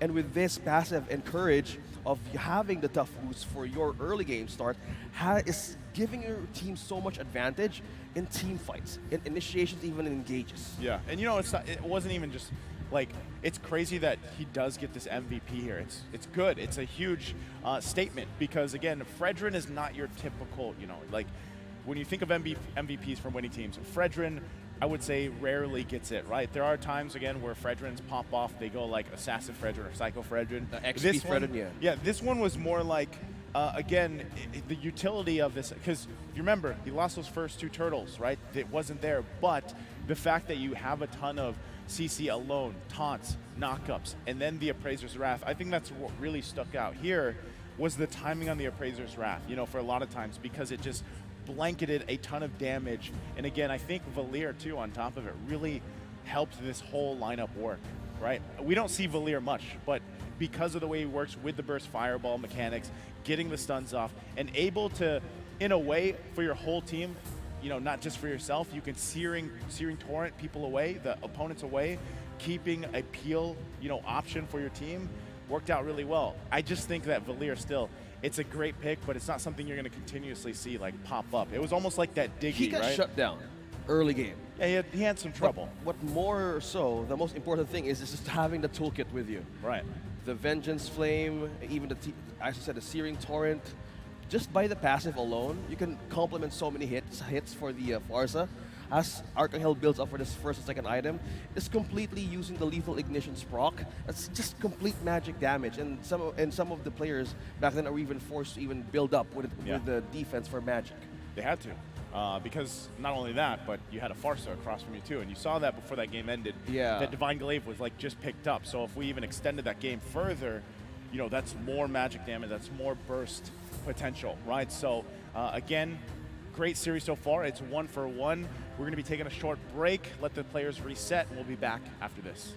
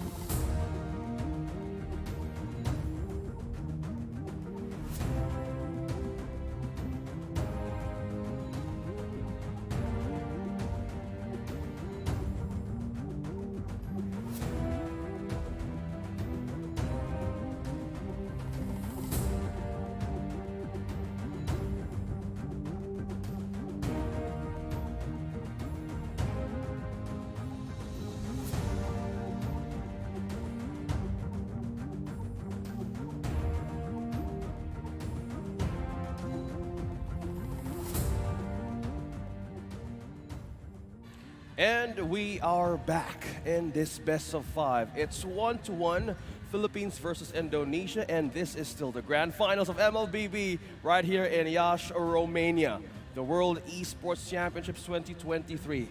And it's so hot right now, even the matches are so hot. Even the weather is coping up with the heated tension from the matches we saw from Game 1 to Game 2. There's a lot of, again, game to game, a lot of tension in the game, right? You can feel it, but again, what is at stake here? And it's Indonesia trying to defend their title from last year. Number one, they were off to a great start in Game 1. It was neck and neck, nearly a 30-minute game. This one, it looked like it was going to be along the same route, but the Philippines kind of figured things out a little bit better, right, with this lineup. And one thing that I'm loving so far here, OSX, is some of these changes in the draft. So far for 2 games, we've now seen something different, right? Metas are always established, from tournament to tournament. We've seen these picks often, but now that you have some variation here, it's great to see because it's changing the dynamic of the game, right? Yeah. The Valier, the Diggy, and there's even more. Minotaur was, no way, still a little bit of a surprise. It's a little bit of a new flavor. We saw it yesterday, that was there, but still, ultimately, this is what you can expect from these teams. And as they flip sides once again for the Game 3 draft, this is where things get dicey. Now that it's basically down, there could possibly be 3 more games. It gets crucial, right? You really have to see, do these teams want to go for what they've done in the previous 2 games, where you kind of expect some uniqueness, experimentation to pop up. But we know that both these countries have a very solid foundation, the lineups that they like to draft, the way that they like to play. So do they opt for that again? Or do they have some of this uniqueness or these aces up their sleeve here? Uniqueness and aces? Well, on the draft, Philippines answered it correctly with having the utility more of the sustain. Even on the magic department and the damage, having the Farsa and the Valier, it complemented more on the team fights, but also gave so much time for their marksmen as well. The Claude and the Terizla, they made it work this time in game number 2. For the other side, though, they have coverage of vision, yes. It was kind of like once the Astral Recall has been placed, they always like forced to have a takedown, have a gank. But from that moment, it was like, how do you even match with the damage if you're approaching even just mid-game? Having a Novaria, you would actually need that just to have more to melt something down on the Philippines' defenses. I still am looking forward again to some of those priority picks number 1, right? We've seen a little bit of difference there. At the same time, I still see both these teams really competing for Novaria. Like, she's just so good in any of these lineups. Number 1, like, for the most part, yes, she's been banned here and there, but, at the end of the day, how can you really count out vision, poke, and just even providing Peel. Just, anything really. Novaria works so great, but, the response being usually a Valentina or usually something else, it does work out against it. But we don't even have to worry about it here because it's banned out, right? This time, once again, Philippines will be on the blue side, Indonesia on the red. Similar bans to an extent, but now that Novaria and Eve aren't there, what's the priority? Wow, okay, it's Brody. Right away To go in the hands of Recutiano here. And again, if you want a little review of what happened yesterday and the days prior, a lot of these MVPs for the Philippines went to the hands of Recutiano on Brody himself. So this is a strong first pick. Response from Indonesia, though, probably going to be maybe a Terizla, maybe a Fredrin, right? Those are left open. Those are hot picks. We'll see if they go that route or they want to do something else here. Well, I agree with how Philippines is doing right now with the prio of the Brody. They took out the Novaria, you mentioned, it's so effective. But okay. Neither of it. We're going to the Netherrealm. Netherrealm, we have Turlois Puissance, and also with just having not seeing the Paquito or the Franco or even the Kaja Kadita on this game gives so much freedom for Brody to actually roam around. Landing those hits correctly, using the torn apart memory properly in those kind of minded distance that you get in team fights. I think it's a safe space still for Philippines. It changes the route though, but still what's open the table is Valentina and Fredrin that actually be beneficial also with this Brody start. if the Valentina's locked in here to go against this Faramis pick, that's throwing it back a little bit, right? To meta we were once. I don't know how people felt about that. Once really happy about, or they enjoyed or not. Still, it's an option, but neither will be picked up. There's the Fredgen, though. Xborg as well. I think this is a great choice. And then Indonesia right away in a snap taking up this Uranus pick in the XP lane. So That's a good steal, though. Yeah, how are things falling in place here? Again, Xborg I think is a great option in the sense that even if you go 0-3 like we saw in game 1, you still have impact through the course of the game just based on the way that he works, being able to push people back, kind of making them disperse with the last Insanity. Good call there, though. The response from Indonesia for the second phase of bans, they take out the Valentina. Yeah, they have sustain. You have more ways to counter the early game of a Hulk coming from an Xborg, Uranus, getting a good amount of winning stats. Yeah. From group stages, we see it again now for the EXP. This is a great answer for longer team fights because at game number 1, we were seeing tug of war. Extended team fights, push and pull, disengage. With this kind of zone now, with this kind of access to the back line, gives so much potential for their marksman to have a good angle. But since Indonesia doesn't have their marksman yet, they ban out the Valentina. That's a good way of seeing their counter as well. For having that dash just go through you and take an ultimate out. Well, that's one way to secure it. But having a Uranus with you, this opens up also the possibility for the Beatrix to even be used again. Oh, good. Interesting, right? That's just respect there. Valier. Yeah. Regardless of how the Valier side of the game number 2 is still a problem, but just being a utility. It's almost a similar fashion, right? Like, even if you have a rough early game on Valier, it's just kind of annoying to deal with because, like, the whole game, you're like, all right, how do I dodge these fireballs? How do I not get stunned? You know, how do I find an entry point and not be pushed away to completely negate what we want to do, right? So, solid last ban there from Indonesia. We'll see what the last one is here from the Philippines. But, you know, in a similar fashion, Indonesia, great that they have the Uranus. Might not be the most exciting hero, right? But what he does really well, aside from cutting waves even in the base, is the fact that he is just a unit, right? He will literally 1 versus 4 for the majority of the game, you know, until you can really handle that sustain. And then, you know, you try to follow up on it. And then, like you mentioned, you're really trying to extend some of these team fights, right? The Fairness is there for a reason. Use the Nether Realm. We've seen some clutch, game-changing NetherRealm ultimates from Fairness players, right? And that has something to say about why Indonesia wanted to take it up in the first phase. This is another pick good. that Melissa has performed pretty well. up against a Brody, especially. And the problem of utilizing models just being thrown at you and using the eyes on you, because we know how Brody maintains his distance, maintains his space just to get on with the basic hits. But this Melissa, building towards mid to late game and just land all those hits correctly, that's just distance working for you and using a lot of damage. Well, again, at this point, you have to really decide, what do you want to take here? Your last 2 picks for the Philippines, right? You need to be able to round this out really well. You still need a good magic damage hero. And there it is, Farsa. What a better, none other, actually, there really isn't a better way to do this. And this is interesting. This time, they draft the Minotaur. So, you know, this in a way, it's like, hey, we're going to give it a go and see if it makes this work. Because right now, Minotaur in the playoffs, he's 0 for 2. He really hasn't found success yet, but that doesn't say that this hero isn't great. It can be. We'll see if they have the follow-up to do with this. Now, one thing that I like about the dynamic between these 4 heroes alone, aside from the Brody for the Philippines, is there's so much pressure, AoE-wise and space-wise, with the kits that they have. And then you're kind of just allowing Brody, right, to get the marks off, to get the torn apart memory off, hopefully.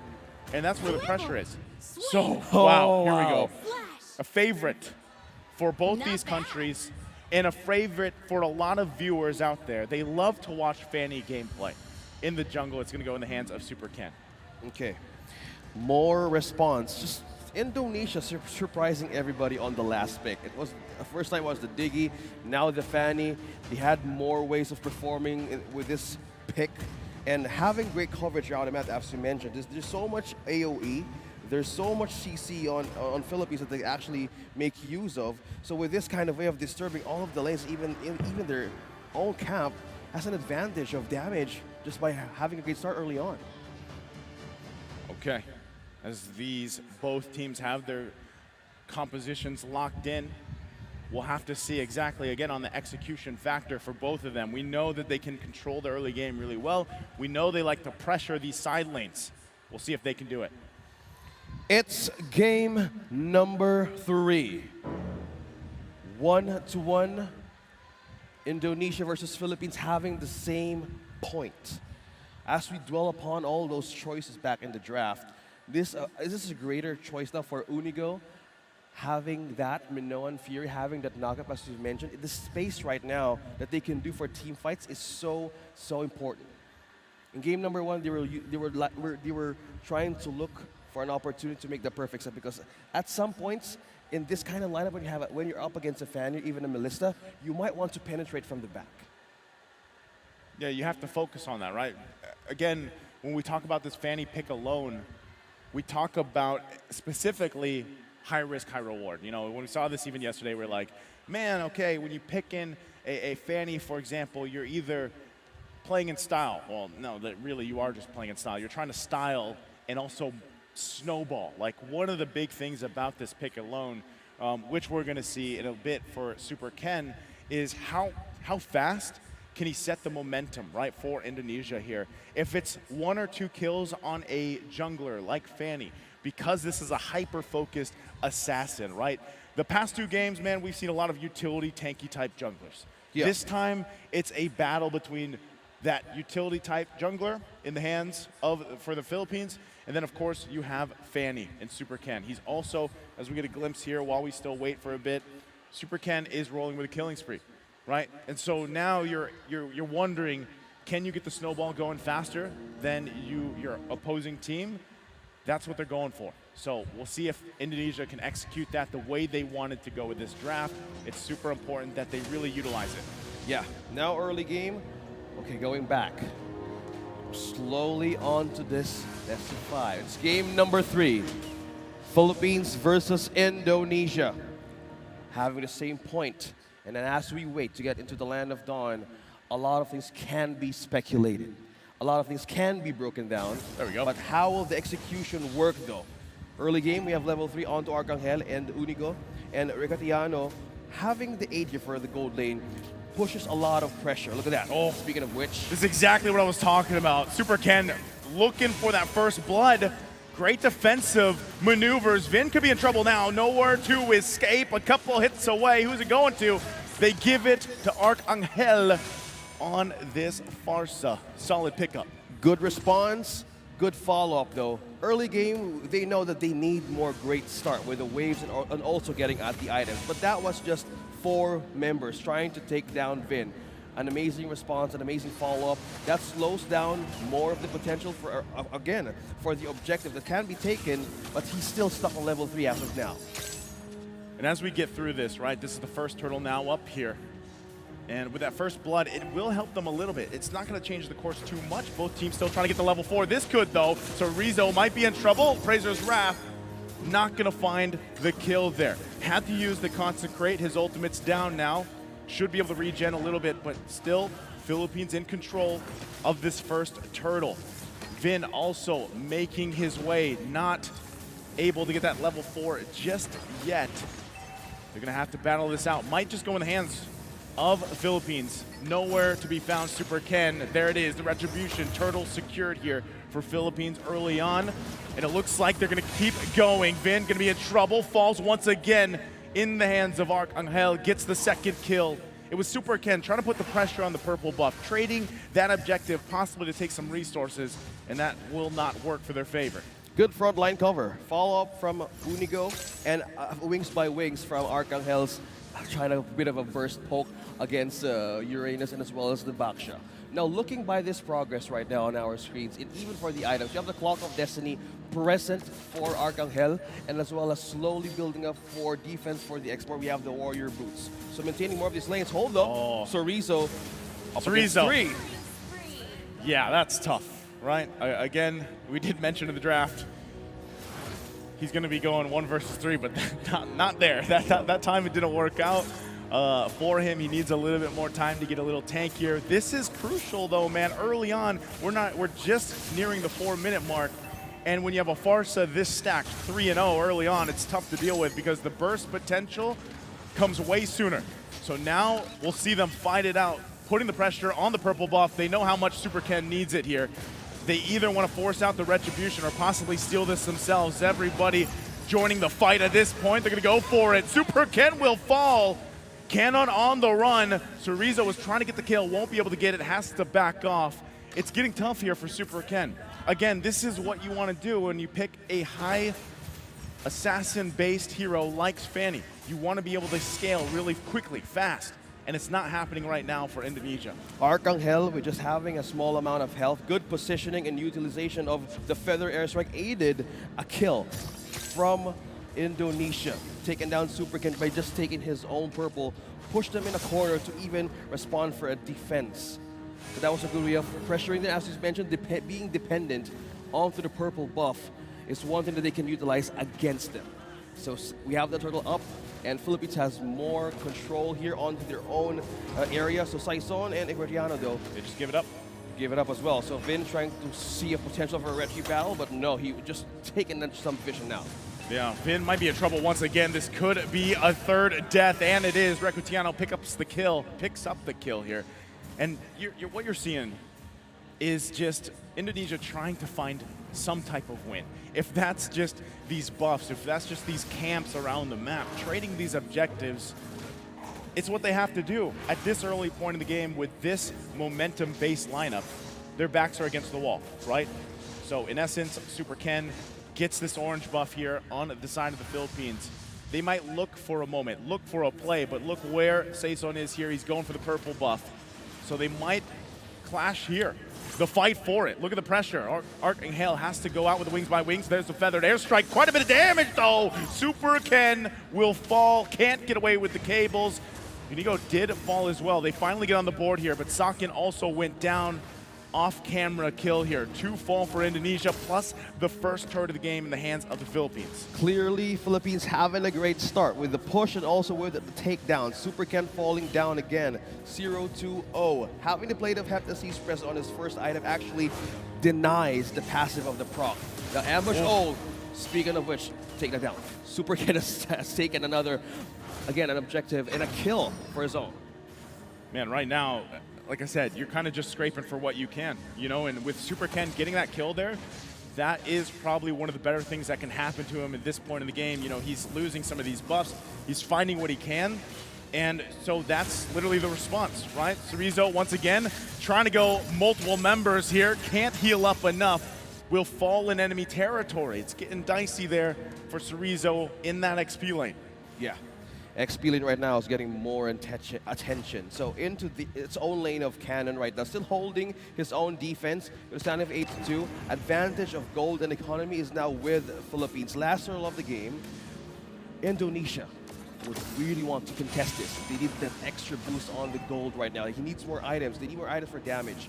Meanwhile, on down bottom, Cannon has his own immortality and just looking away to take down this turret. And as they go through this game, you can already see the nice lead that Philippines has garnered themselves. That's going to be another turtle for Saison. Vin, taking the brunt of the damage, is quite tanky at this point, though, despite going down multiple times. Can he hold on a little bit longer? The rest of his team not able to help him. It's just him versus 4, whittled down, taken out here by Recutiano. Another kill in the hands of this gold lane.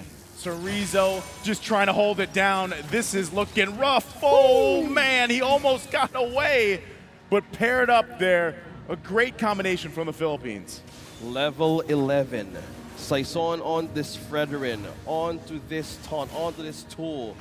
By this alone, adding so much engage, so much gank on the own lane. Speaking of which, Super Ken now being spotted down, being spotted up by Cannon and Saison. Recutiano now has the Wind of Nature, and this might be a greater chance to even hold the front line, just being and connecting more of his hits. But now he can't actually move out or trying to remove Sakin out of the picture. He's building up with his items.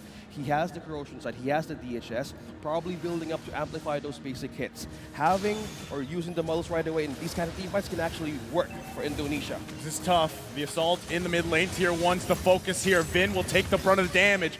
isn't able to keep them at bay. Canon goes in with the last insanity, finds another kill. So Rizzo falls for the 4th time here. It's getting tough. Moreno now looking to hold down the mid lane as much as possible. Has to flicker out too. You wonder if it was worth it even going that far in the mid lane. And now down a flicker here. 20 seconds away from this Lord. 3 turtles taken by the Philippines. Is Indonesia actually in a position to contest this? They're gonna lose the purple as well for Super Ken. He doesn't have that. This buff right here, stolen by the Philippines, is super crucial for a hero like Super Ken on this fan. If he doesn't have it, he loses a lot of that ability to move around, and that's why he's planning himself, taking a risk to possibly get another. Look at the damage. Arcangel, he gets him off camera, but around the buff. So they lose a member. Can they somehow contest this Lord down? A lot of magic damage. Gonna be going for it. Torn apart memory. Recutiano trying to save this fight. Goes in with the jump. No Fury from Unigo. Huge setup though. Turning it around. Double kill already. Last insanity going to use. Here's Super Ken. Can he turn it around? He goes in, gets the killing spree, and gets out of dodge. The Lord will reset. What an advantage. Trying to get the first kill. Recutiano is not yet stopping. That is a 6-1 and 4 onto this Brody. Eyeing the first tier turret in mid. Philippines takes it down and has a better way in taking this Lord. They might start it up here. They know that in just a couple seconds, Saison will be up. He'll make his way to this Lord if they need him. But Super Ken, mobile as he is, will get here for the information, the possibility to steal the Lord away. They're gonna hold it up, it resets. Again, both teams fighting for this first Lord of the game. This will help them push into each other's bases, focusing on these turrets. They're gonna go ahead and give it a go. Vin goes in, rolls in. Super gonna Ken get dragged a little bit. Look There's at the Super Ken, knock though. up, he's in trouble, will fall. Super Ken is still waiting, down a member. Vin is Looking gone. for a chance. Gonna come down to the retribution. Unigo He's gonna spotted. spot him out. Can he go in? No, it's secured by Saison, and Super Ken has to get out. Okay, now all of the objectives slowly being cleaned up by Philippines, forcing them to attack. Super Ken dropping on half HP. Cannon as well, securing most of the front line and just pushing towards the mid lane. We have a follow-up also from the Lord up top. Defensive-wise, or defense item-wise, Philippines has more ways to answer the sustain of a Faramis right now against Moreno. So for Indonesia, look at this. They're working down from an 8,000 gold deficit. Super Ken is left to decide, what do I do? Is it to get a kill here on Recutiano? He's gonna go ahead and try. Wind of Nature already popped. He has a couple of marks on him. Torn apart memory! Will not be able to get him because of the range. He stays alive for now. That was so close. That was really close. If he had an extra distance, he could have gone down right away. He's cabling. He's cabling. We need to check the defense department right now of Indonesia. We have Oracle and Dominance Ice present for the Uranus, a bit of a frontline cover, but for their own roam. We have the COD, we have the Lightning Truncheon, we have Mana. He has more ways to respond and to complete more of the CDR. Okay, they're gonna go ahead and assault the base here. First Lord of the game will be able to get them a turret. Vin taking quite a bit of damage, has nowhere to go. Will fall in the jungle. Last Insanity pushing them back. They'll be able to clear this Lord here. Can Super Ken get a kill? Cannon. Can't. Cannon has the immortality, still able to stay up as well. They're in trouble, so Rizzo, couple hits away, will survive for now. Mino and Fury goes through. Netherrealm taken care of. Might be looking to end the game here. Super Ken trying to turn the tide of this fight. They lose the mid turret as well. Still looking for a kill. They push back the Philippines. They're playing with risk here. They have to turn this around. They're gonna go in. Rizzo goes past the wall. Arcangel will fall, and they're still going. The Philippines might be in trouble here. Recutiano popping the Wind of Nature, looking for the kill. Can he get it? Sakin stays alive with the go away, and they hold on. But meanwhile, Rizzo 1 versus 4 will fall in the jungle.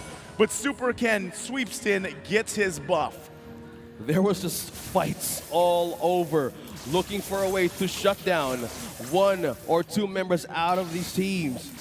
Rizzo falling down, Vin falling down, looking just by the damage. They're capitalizing on Sakin to get those kills and items in by looking at those bursts coming from this Melissa.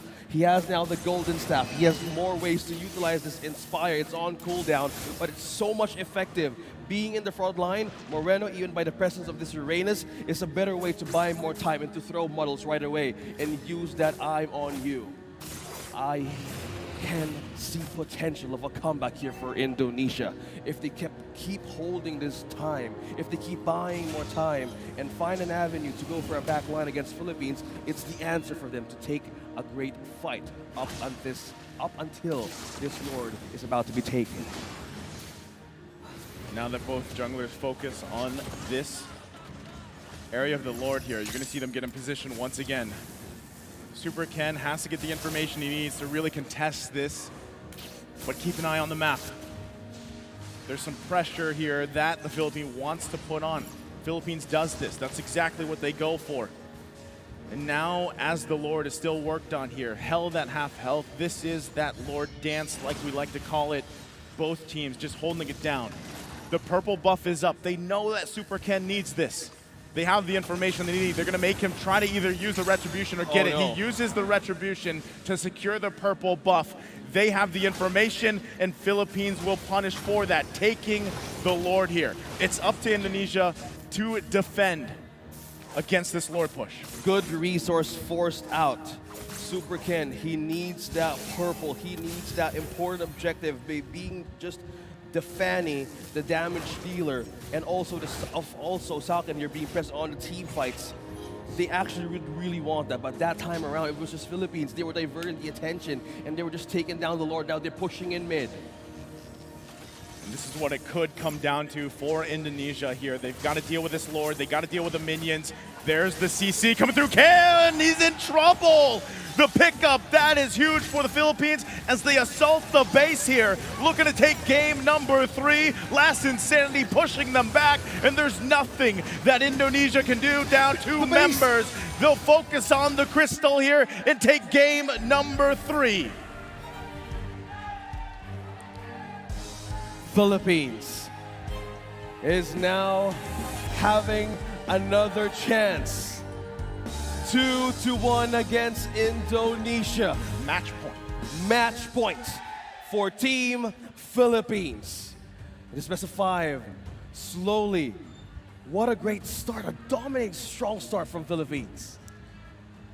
This is what I was saying. Anytime you see a Fanny, there's a reason why a lot of fans love to see it, because of the fact that it is a very risky pick. And you could see as that game unfolded how much attention the Philippines was putting on the resources, on the buff. The most important one there, the purple buff for that Fanny, really putting the pressure there, down to that time where it was, do you want to use your Retribution for this purple buff, or do you want to actually come here and probably contest this Lord? 2 things. It's hard to decide from there, right? So they were also low on defense. Tough. They're also low on sets. They're also low on pickups. How will you even get a catch onto the movement or even the rotation of Philippines is doing? Macro-wise, they have completely diverted the attention of what they can actually do to bounce back in that game. Yeah, I mean, that's what they had to do at that point, you know, and really when you're left to your whims there for Indonesia and you're trying to find any saving grace in that game, you know, really you're kind of just scrapping. Like, that's what we saw from them. And I'm even surprised with Cerezo, man. Like, he died early on and continued to try to do what usually, you know, Uranus is doing, but unfortunately, it didn't work out. So let's take a look at the MVP here for this matchup. A win for the Philippines. It could go either way, but this one is gonna go over to Rectiano. Man, did I say, when it was locked in the draft, how many times you guys can rewind on the stream. How many times did I say, when Brody is picked up for the Philippines, Rectiano is probably gonna get MVP. It's happened multiple times for this tournament, 12, 1, and 6. He was massive here. The damage per minute is insane. And there's a reason, once again, why they really scale up really well here and why they perform so well with this Brody pick is just the amount of teamwork to allow your gold laner to get this type of game is massive work in the early game. Yeah. Having the BOD first, having the Blade of Heptases right onto his hands, having an independent lane. Yeah. Just building, taking all the waves, taking all the turrets down. 12, 1, and 6. He's maintaining this death record. either 0 or 1. Yeah, his overall KD has to be. I don't even know needs what to it be would just be, that. but he's had a lot of Maintaining deathless games too on Brody, Yeah, right? and So- just by this Brody alone in his hands, still maintaining this good record. An amazing performance for Roquetiano. And I think with that said, you know, now that they're at match point, you know, of course they're going to get a little reset here for the players, but there's a lot that you can take from this. You know, even when we were talking about the draft for Indonesia, in a way, it's like, do you want to go for that risky playstyle, or do you want to go with this foundation? And I feel like here, that's what we saw for the most part from the Philippines. This, mind you, also, by the way, is a win for Minotaur. Like, he finally got his win. Finally man. getting an advantage, finally increasing that win rate. Finally got his win. Good. And Yeah, if that's a you, knock-up. you know, you saw the That's a CC. You saw the great setups. Answering everything. You saw the great setups there, and so well played. I'm just wondering, you know, how do you adjust from that? Because this was a little more of a risky lineup for Indonesia in a way, just having one of those junglers. So I'm kind of expecting them for the next matchup to opt for a safer jungle, right? Go that route. Let's see how this goes. How will Indonesia bounce back? Because Philippines right now is on match point. So we will take a short breather here. Don't go anywhere. We will be right back.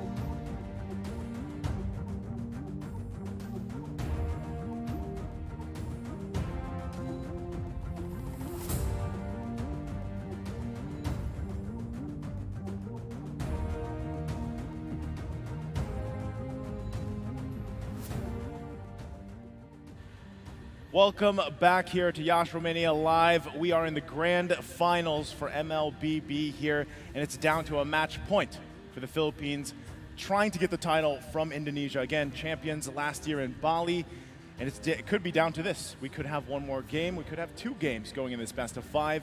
How are we feeling so far, Francis? So heated up. The match right now is so heated up. Even by the weather, you can tell how this match is so amazing. Facing a familiar foe, will they be able to take the title away from Indonesia? But in this match point, it still could go both ways.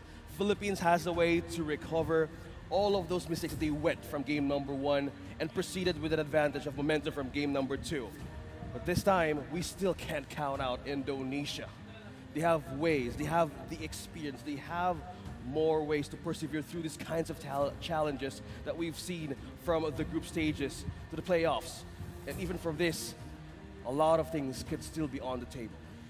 One of the reasons why you can't count out Indonesia is because they are a country known for some of the best Mlbb in the world, alongside the Philippines. Yep. And at the same time, these players obviously have what it takes to turn things around, right? We've seen crazy things in this playoffs alone. 10,000 goal deficits, games being turned around with just decisive moments, right? Decisive moments within the game. Indonesia can do that. And with this, as they have to adjust, let's talk about that. How can they take us to a game 5 to potentially defend that title? They have to be able to adjust in the draft. And I think, the last game, again, was a little bit of risk. And it again, just a Fanny alone is risk, like quite a bit of risk in a lineup, right? So again, I'm thinking that you want to opt for a foundation lineup. And the thing, too, that was interesting is the way that they drafted, right? They picked up that Baksha. It actually went into the hands of Vin. It was a roam. And most people are naturally thinking, based on statistics from what we've seen, that Baksha was going to go in the jungle. It didn't, right? So there's this whole kind of mind game to this, too, once we do get to that draft is, what do they prioritize? What kind of game plan do they have? And are they able to execute it well? Again, something that was really surprising here, just alone with the Philippines, was the fact that they finally made Minotaur work, right? I mean, again, this is a pick that has not performed very well here in the playoffs. And so now you put that as a factor because, most teams would count it out, to be honest, Yeah. and they really wouldn't think about drafting it. But after the performance that we just saw, and the Brody, who I'm expecting is either banned out or taken for Indonesia, you don't know if you're going to have to deal with that again, right? The setups were so well timed from the Philippines the previous game, so Indonesia has to be able to play around that. And what we saw from them in that game where they gave the Philippines their first loss of the entire tournament was the power of that Diggy pick, and I'm not sure if that's the answer here, but it's definitely an option. I love what you're going through. It could be a possible comeback of a pick for a Diggy as we go into the draft. What do they go for? And they go for the Navaria. They have the space, they have vision, they have poke. Taking out and respecting the Kadida and also the Brody and even the Franco removes all the singular target pickoffs, and this time around, they could actually make an assassin pick work. But also for Philippines, banning out this 3 staple heroes that actually deal damage on team fights, pickoffs, and AoE poke. Eve, Kaja, and Paquito. They will have their chances now to either secure the utility. They could go for the Freddy, they could go for the Valentina themselves, or even for the Faramis. See value in me? Well, they go with the Fredrin and the Farsa. The pick, Sustain and burst. the pick that has been working wonders for the Philippines right now. And previous game, what? He had 3 kills early on, I think something along those lines. The first blood, then it built up to 3 kills. And when that happens and you get that first scaling item very quickly compared to a traditional build path or timing, that changes the course of the early game. So they might be looking to emulate that process here for this next match. And with that, here's the answer. Indonesia actually takes up this Baksha. This time, I'm assuming it's going in the jungle, right? For the most part. Because again, Novaria was priority picked. We have seen her flexed in the roam. We have seen her parked in the mid lane. But there's the X-Borg as well. Okay. So, similar. That's danger. For this Farsa, on the positioning of the Farsa and in the hands of Arcangel, he needs to be wary on where this X-Borg will be. Where will the last insanity will be? Well, this is a growing threat. Early game, hits level 4. Both of them can actually disable one another. It's moving out the burst. It's a growing threat, but I'm going to be a little, Cerezo here, he's got to be careful on how he approaches this early game. We saw it before, right? He made up for it in that one game he played Export. He died 3 times early on. He still had an impact. Previous game, he was playing the Uranus, tried to do the same thing. It didn't work out. He was really shut down. So Cerezo alone has to be able to adjust for this game. It's great that he has the Export, right? But can he actually be impactful early on and not just have those multiple deaths going on? Because Last Insanity is great, but at the same time, you have to be able to serve that purpose in the XP lane. With the Valier being picked up here for the Philippines, this is also what we saw earlier on in the series. It worked out great for them. It's kind of annoying to deal with, right? You're going to get stunned. The burst fireballs are not fun to deal with. Okay, going back on your thought on that X board, he had a 3-death shutdown in the first 2 minutes. Yep. And by that, Indonesia found a way to have a comeback. That was this game in the match earlier that actually made everything work. With the aid of their marksman, the Brody, or even a different way to utilize it with their own mage pick here, could actually be beneficial no matter what comes next. You said you don't want those numbers, the death numbers, to just keep on rising for this roamers and for these XP laners. It's a big of a factor in taking yourself into an addition, an advantage on getting the first turtle objective. Honestly, what I see happening here, let's see what this last ban is, but for the most part, because the Brody was taken out, I love that. That's great respect from Indonesia, because like we were saying, multiple MVPs. And off the top of my head, I was like, well, what gold lane is Indonesia going to take? And off the top of my head, it would be the Beatrix, but since that's banned out, you're kind of left to a couple of these options. We've seen Melissa pop up, but most likely I'm going to assume, let's see if they take the, never mind, the Claude also gets banned out. So now, we've narrowed down the gold lane, right? And usually when we get to this, we see Irithil pop up. Melissa's there. We've seen great things from Clint. Finally on teams, yesterday, having success with that. So, does Philippines want to take that? Do they want to go for one of these picks that is slower? And this is it. Like, the Irithil is great, but it's slow. It's slow to build up. Don't get me wrong. She's fast. Fine. Like she's fast Slow sprinting to build around. up, but she's movement slow to build speed-wise, up. it's fast. She needs literally 4 items to be successful for the most part. Okay, I know what we're going through. The damage needs to work out to proc with the passive for the ultimate of the Irithil. So with this, he has more, or this Irithil rather is being picked up right here by Philippines, is to have safe passage around the Turkish Poissons, even around the last Insanity, because at some point in game number 1, there were a lot of disengages. And I get where you're going there. He needs more damage, but with this time around, that Valier's on his side to aid with his lane, maybe that's a good way to amping up more of getting those items right away. And we're going back to it. It's high noon here, but not really, right? In Romania. But Clint comes through. They're bringing out the cowboy for this game, and they need it, right? Valentina as well locked in, so that does mean we've got that combination. We've seen this many times. Novaria, Valentina. It can work really great, especially when your job is to just take that feathered airstrike for the most part. Yeah. And now your poke potential is paired up with great burst potential just in those 2 heroes alone, if you can get it, right? A lot of the times what we've seen when Valentina is picked up is the opposing team will be very defensive on how they approach these team fights, not allowing or at least forcing the Valentina to get close enough, right? So this is another interesting pick that we haven't seen too much of up to this point. Even for Cannon. A couple times. We've even seen him part in the roam, but obviously we'd like to see him in the XP lane.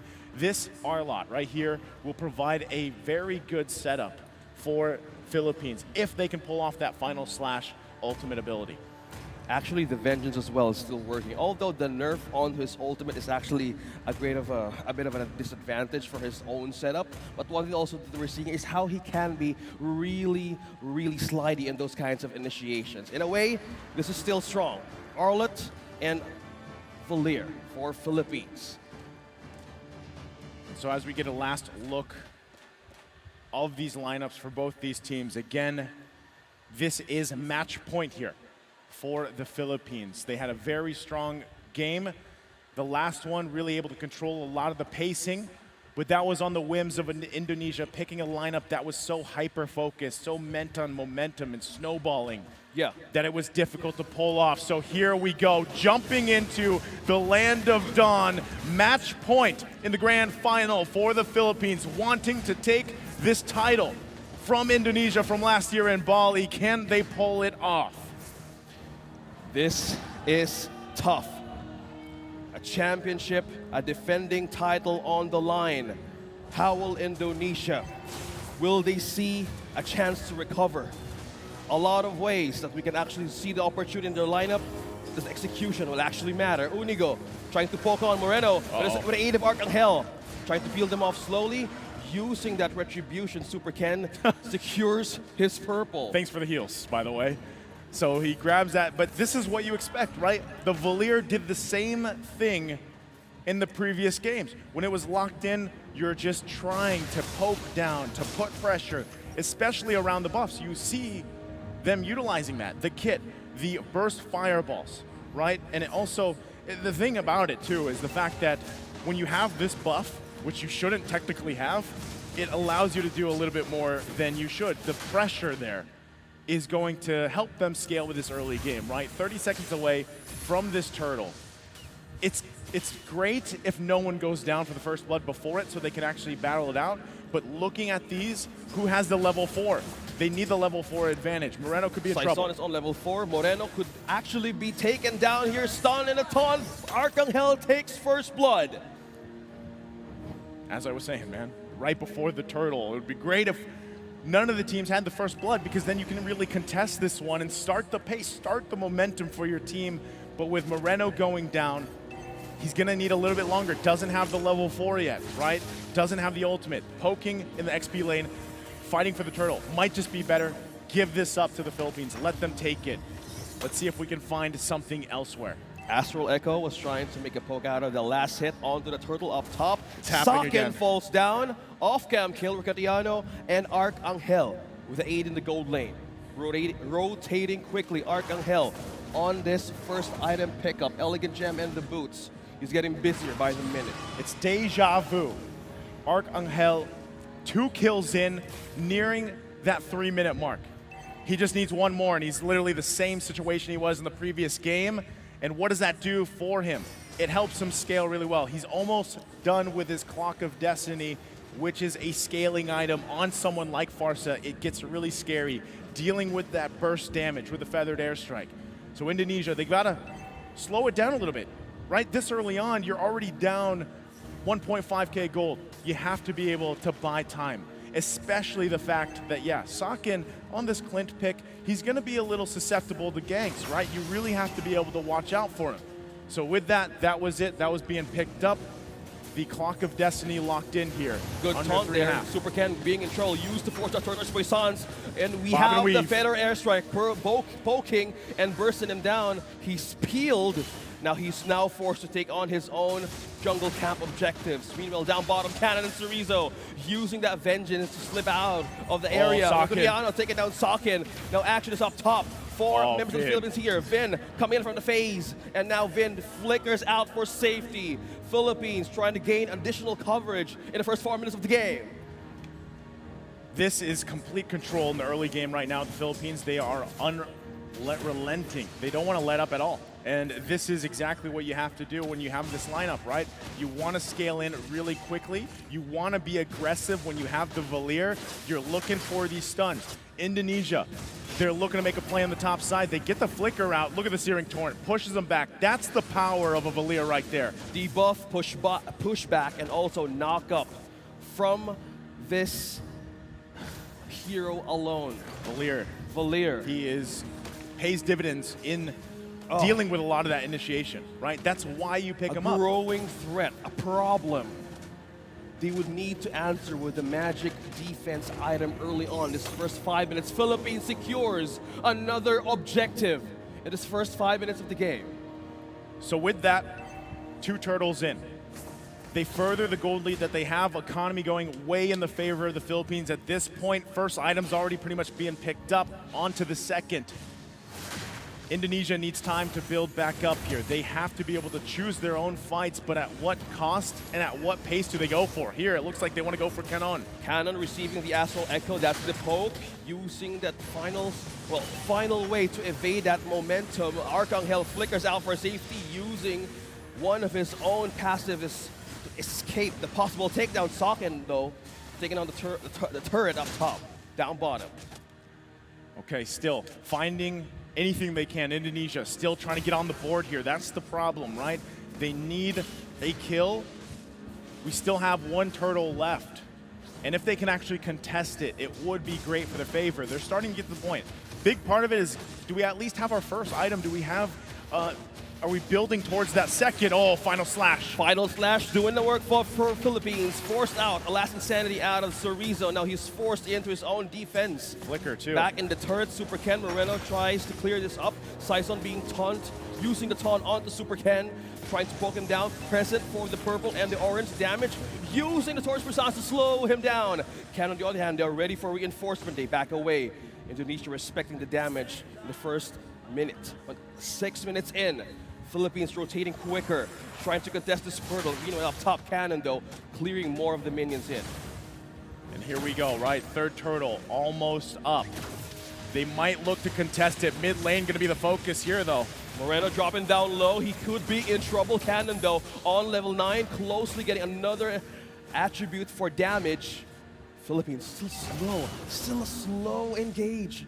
No skirmishes at Raisu. This is probably just another turtle in the hands of the Philippines, unless Super Ken comes through here for Indonesia. He's got to do it. He's trying to get the vision, won't be able to get it. Now gets collapsed on. He might, yeah, he has to use the ultimate. So another resource down. That's 3 for 3 for the Philippines. If they wanted to end the game in this game 4, they're well on their way for it. The gold lead's starting to build up.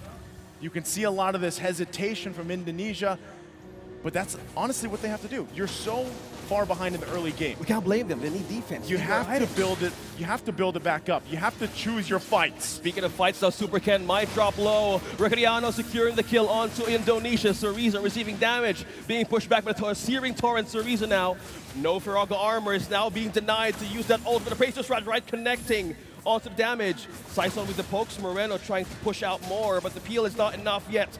But with the push and the turret takedown, Philippines slowly advancing.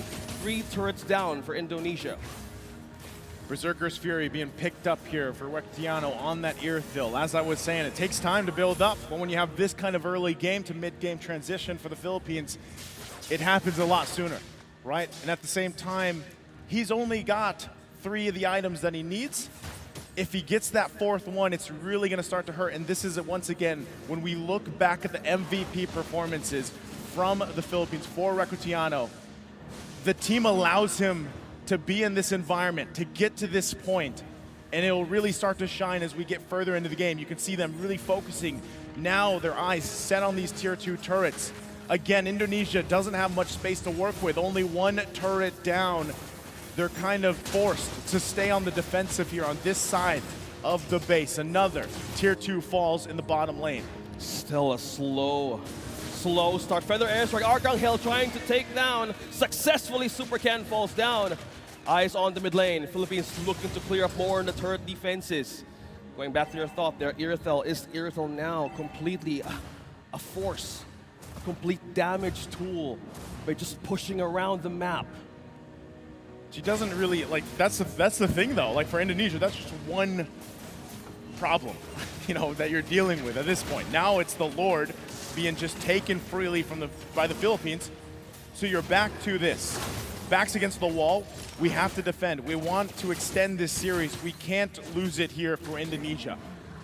Do we have what it takes to actually defend against this? Yeah, well, yeah, it's only the first Lord. We should be able to clear it rather quickly, right? Yep. But right now, Sakin, he needs more time. Clint, and if you guys noticed from the draft, there was a lot of bans here focused on the gold lane, and there's a reason for it. You don't have these heroes that pop, that get picked up quite often to clear these lanes, to be on the defensive and handle these situations as well. Clint just needs a little bit more time. Berserker's Fury being picked up, that's a great step in the right direction. Chorizo just getting his Ice Queen wand.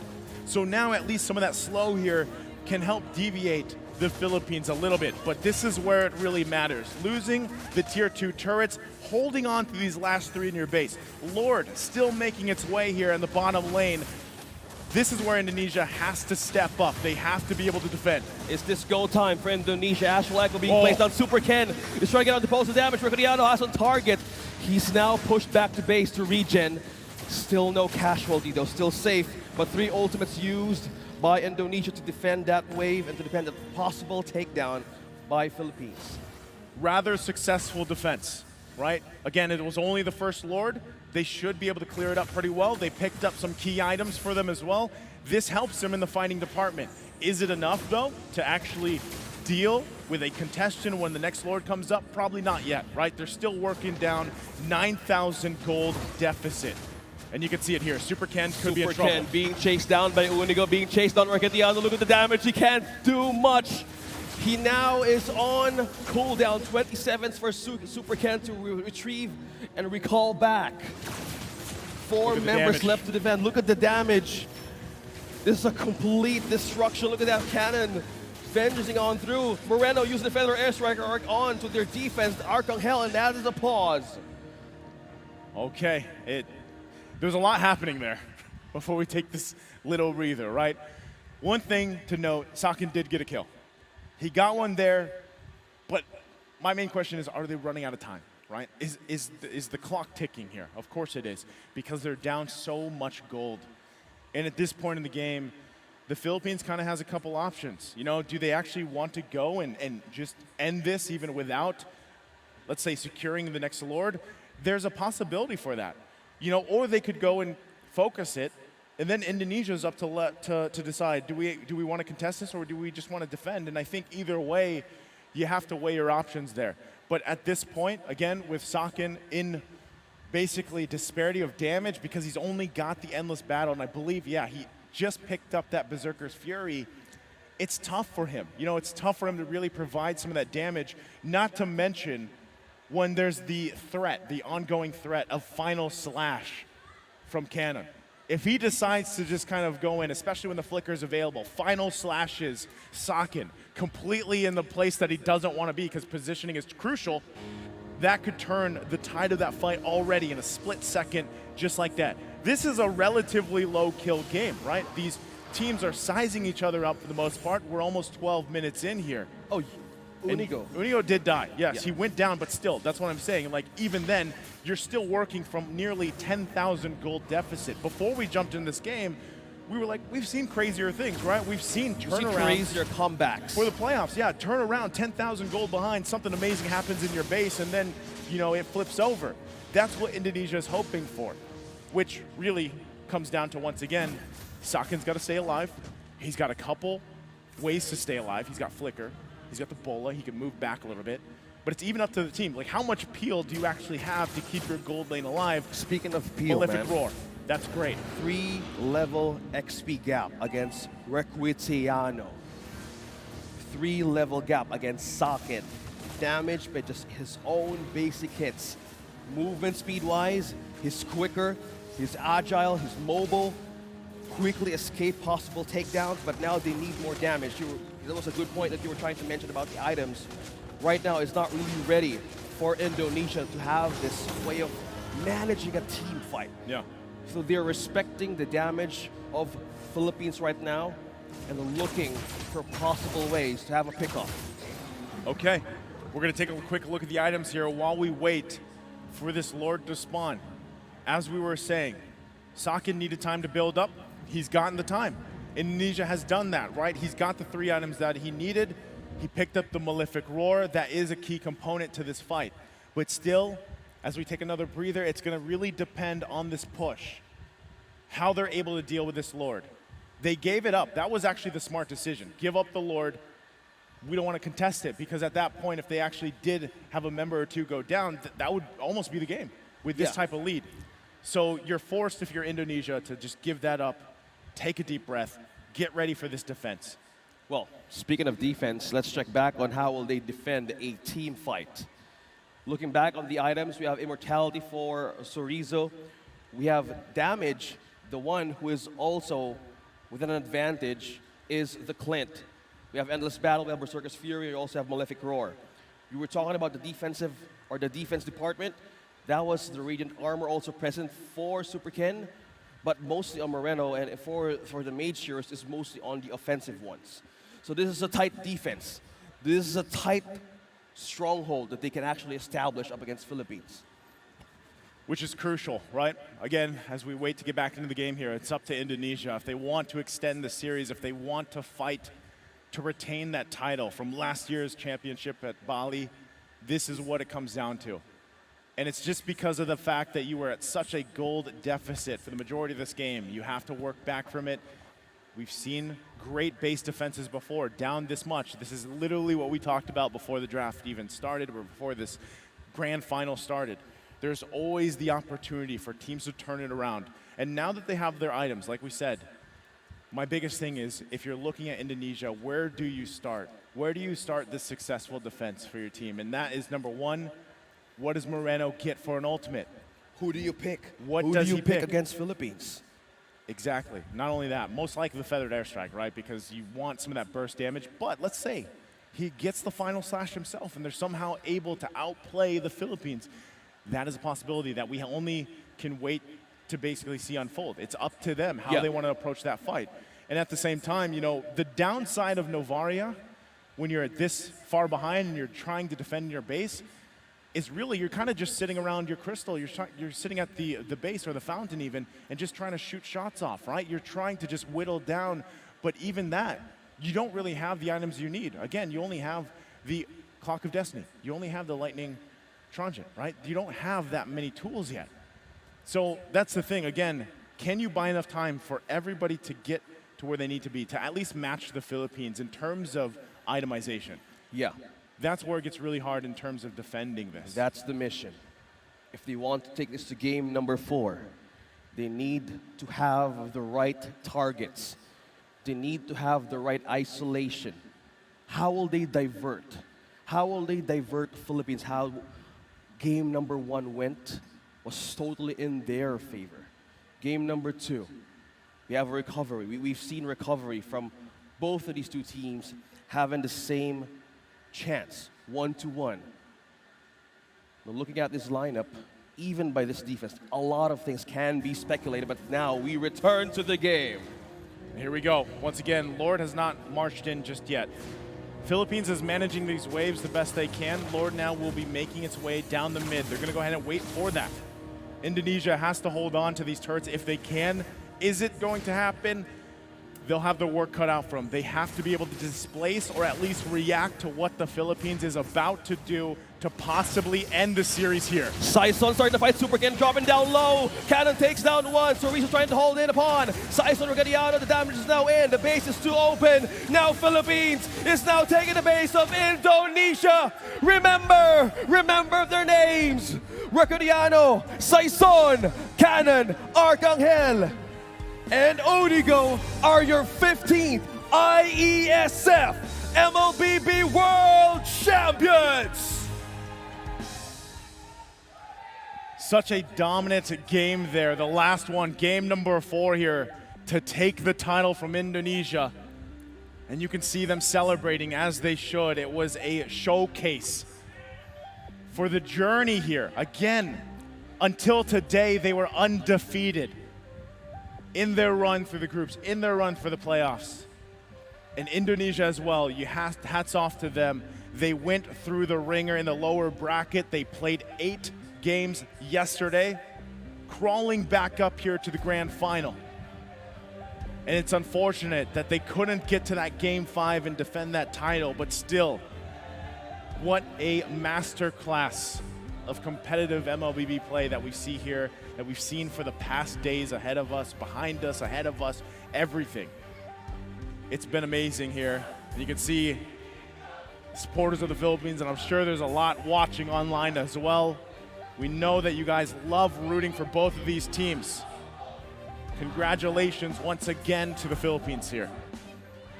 They have taken down the defending champions from Bali last year, and now they have totally prevailed from all of the challenges building up to this moment. We still got handed over still to Indonesia for still keeping and still being with us here, even in the grand finals. Well, let's take a look at the MVP here for this game number 4, the closing victory of this grand final. It's going to be none other than Recutiano once again in the gold lane, but this time on the Iesf. You can ban out my Brody. I can do the same thing on another hero. So he's able to do it and pull it through. What an amazing performance. And I just got to say again, all the gold laners that get to this point, man, does their team help them get there. Yeah. And the positioning, a lot of the times go back and look at all these games from Recutiano. Every single time that he's gotten MVP, his micro, his positioning, his mechanics are on point. So again, congratulations there to this game's MVP. What a showcase. Wow. What a tough match. What a tough day. What a way to end this grand finals. Philippines had its first defeat. And by just going through all of the challenges they went through, completely having a chance to get a grip. And this time it is the grand finals. They are the champions of the 15th World Esports Championships of Iesf. Again, talk about the journey, man. You know, when we saw them out in the Asian Championships, very dominant, and, you know, still got to give a big shout out to all the teams that have competed here, because we were talking about this yesterday as we were getting through those lower bracket matches and then the upper bracket matches, how much improvement has been there, specifically even teams like Saudi Arabia, man. The improvement from the Asian Championships up to this point have been amazing and very apparent, so hats off to everybody. Thank you guys so much. Again, I'm Naisu, this is OSX. We've been calling the action for the past 4 days. We thank you, Iasi, Romania, everybody watching around the world. We're going to pass it over to John to hear from our champions, the Philippines.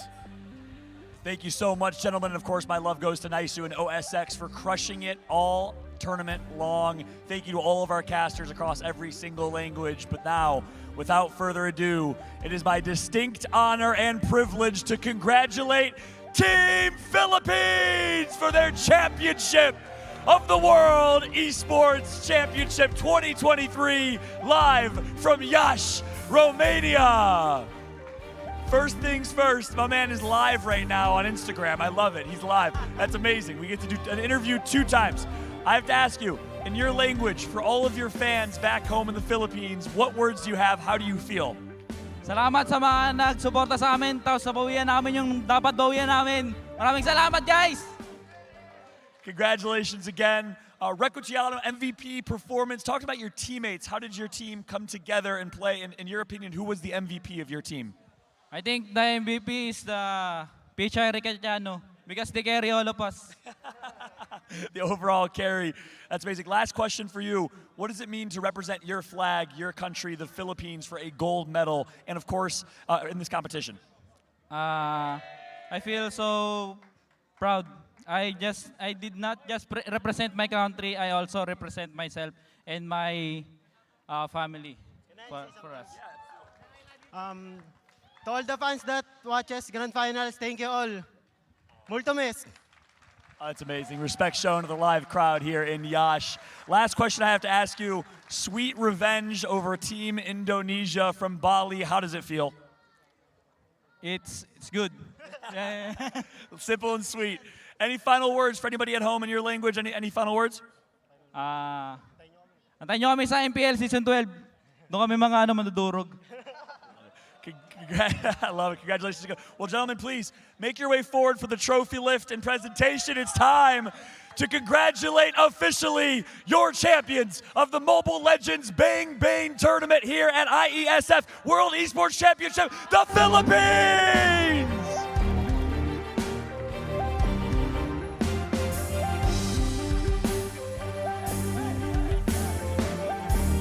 On behalf of our entire production team, the IESF, our casters, Naisu, OSX, and every caster that commentated in every single language, thank you all so much for watching and enjoying one of the greatest esports in the world, Mobile Legends Bang Bang. Congratulations to the Philippines, your winners, and the runner-up, Indonesia.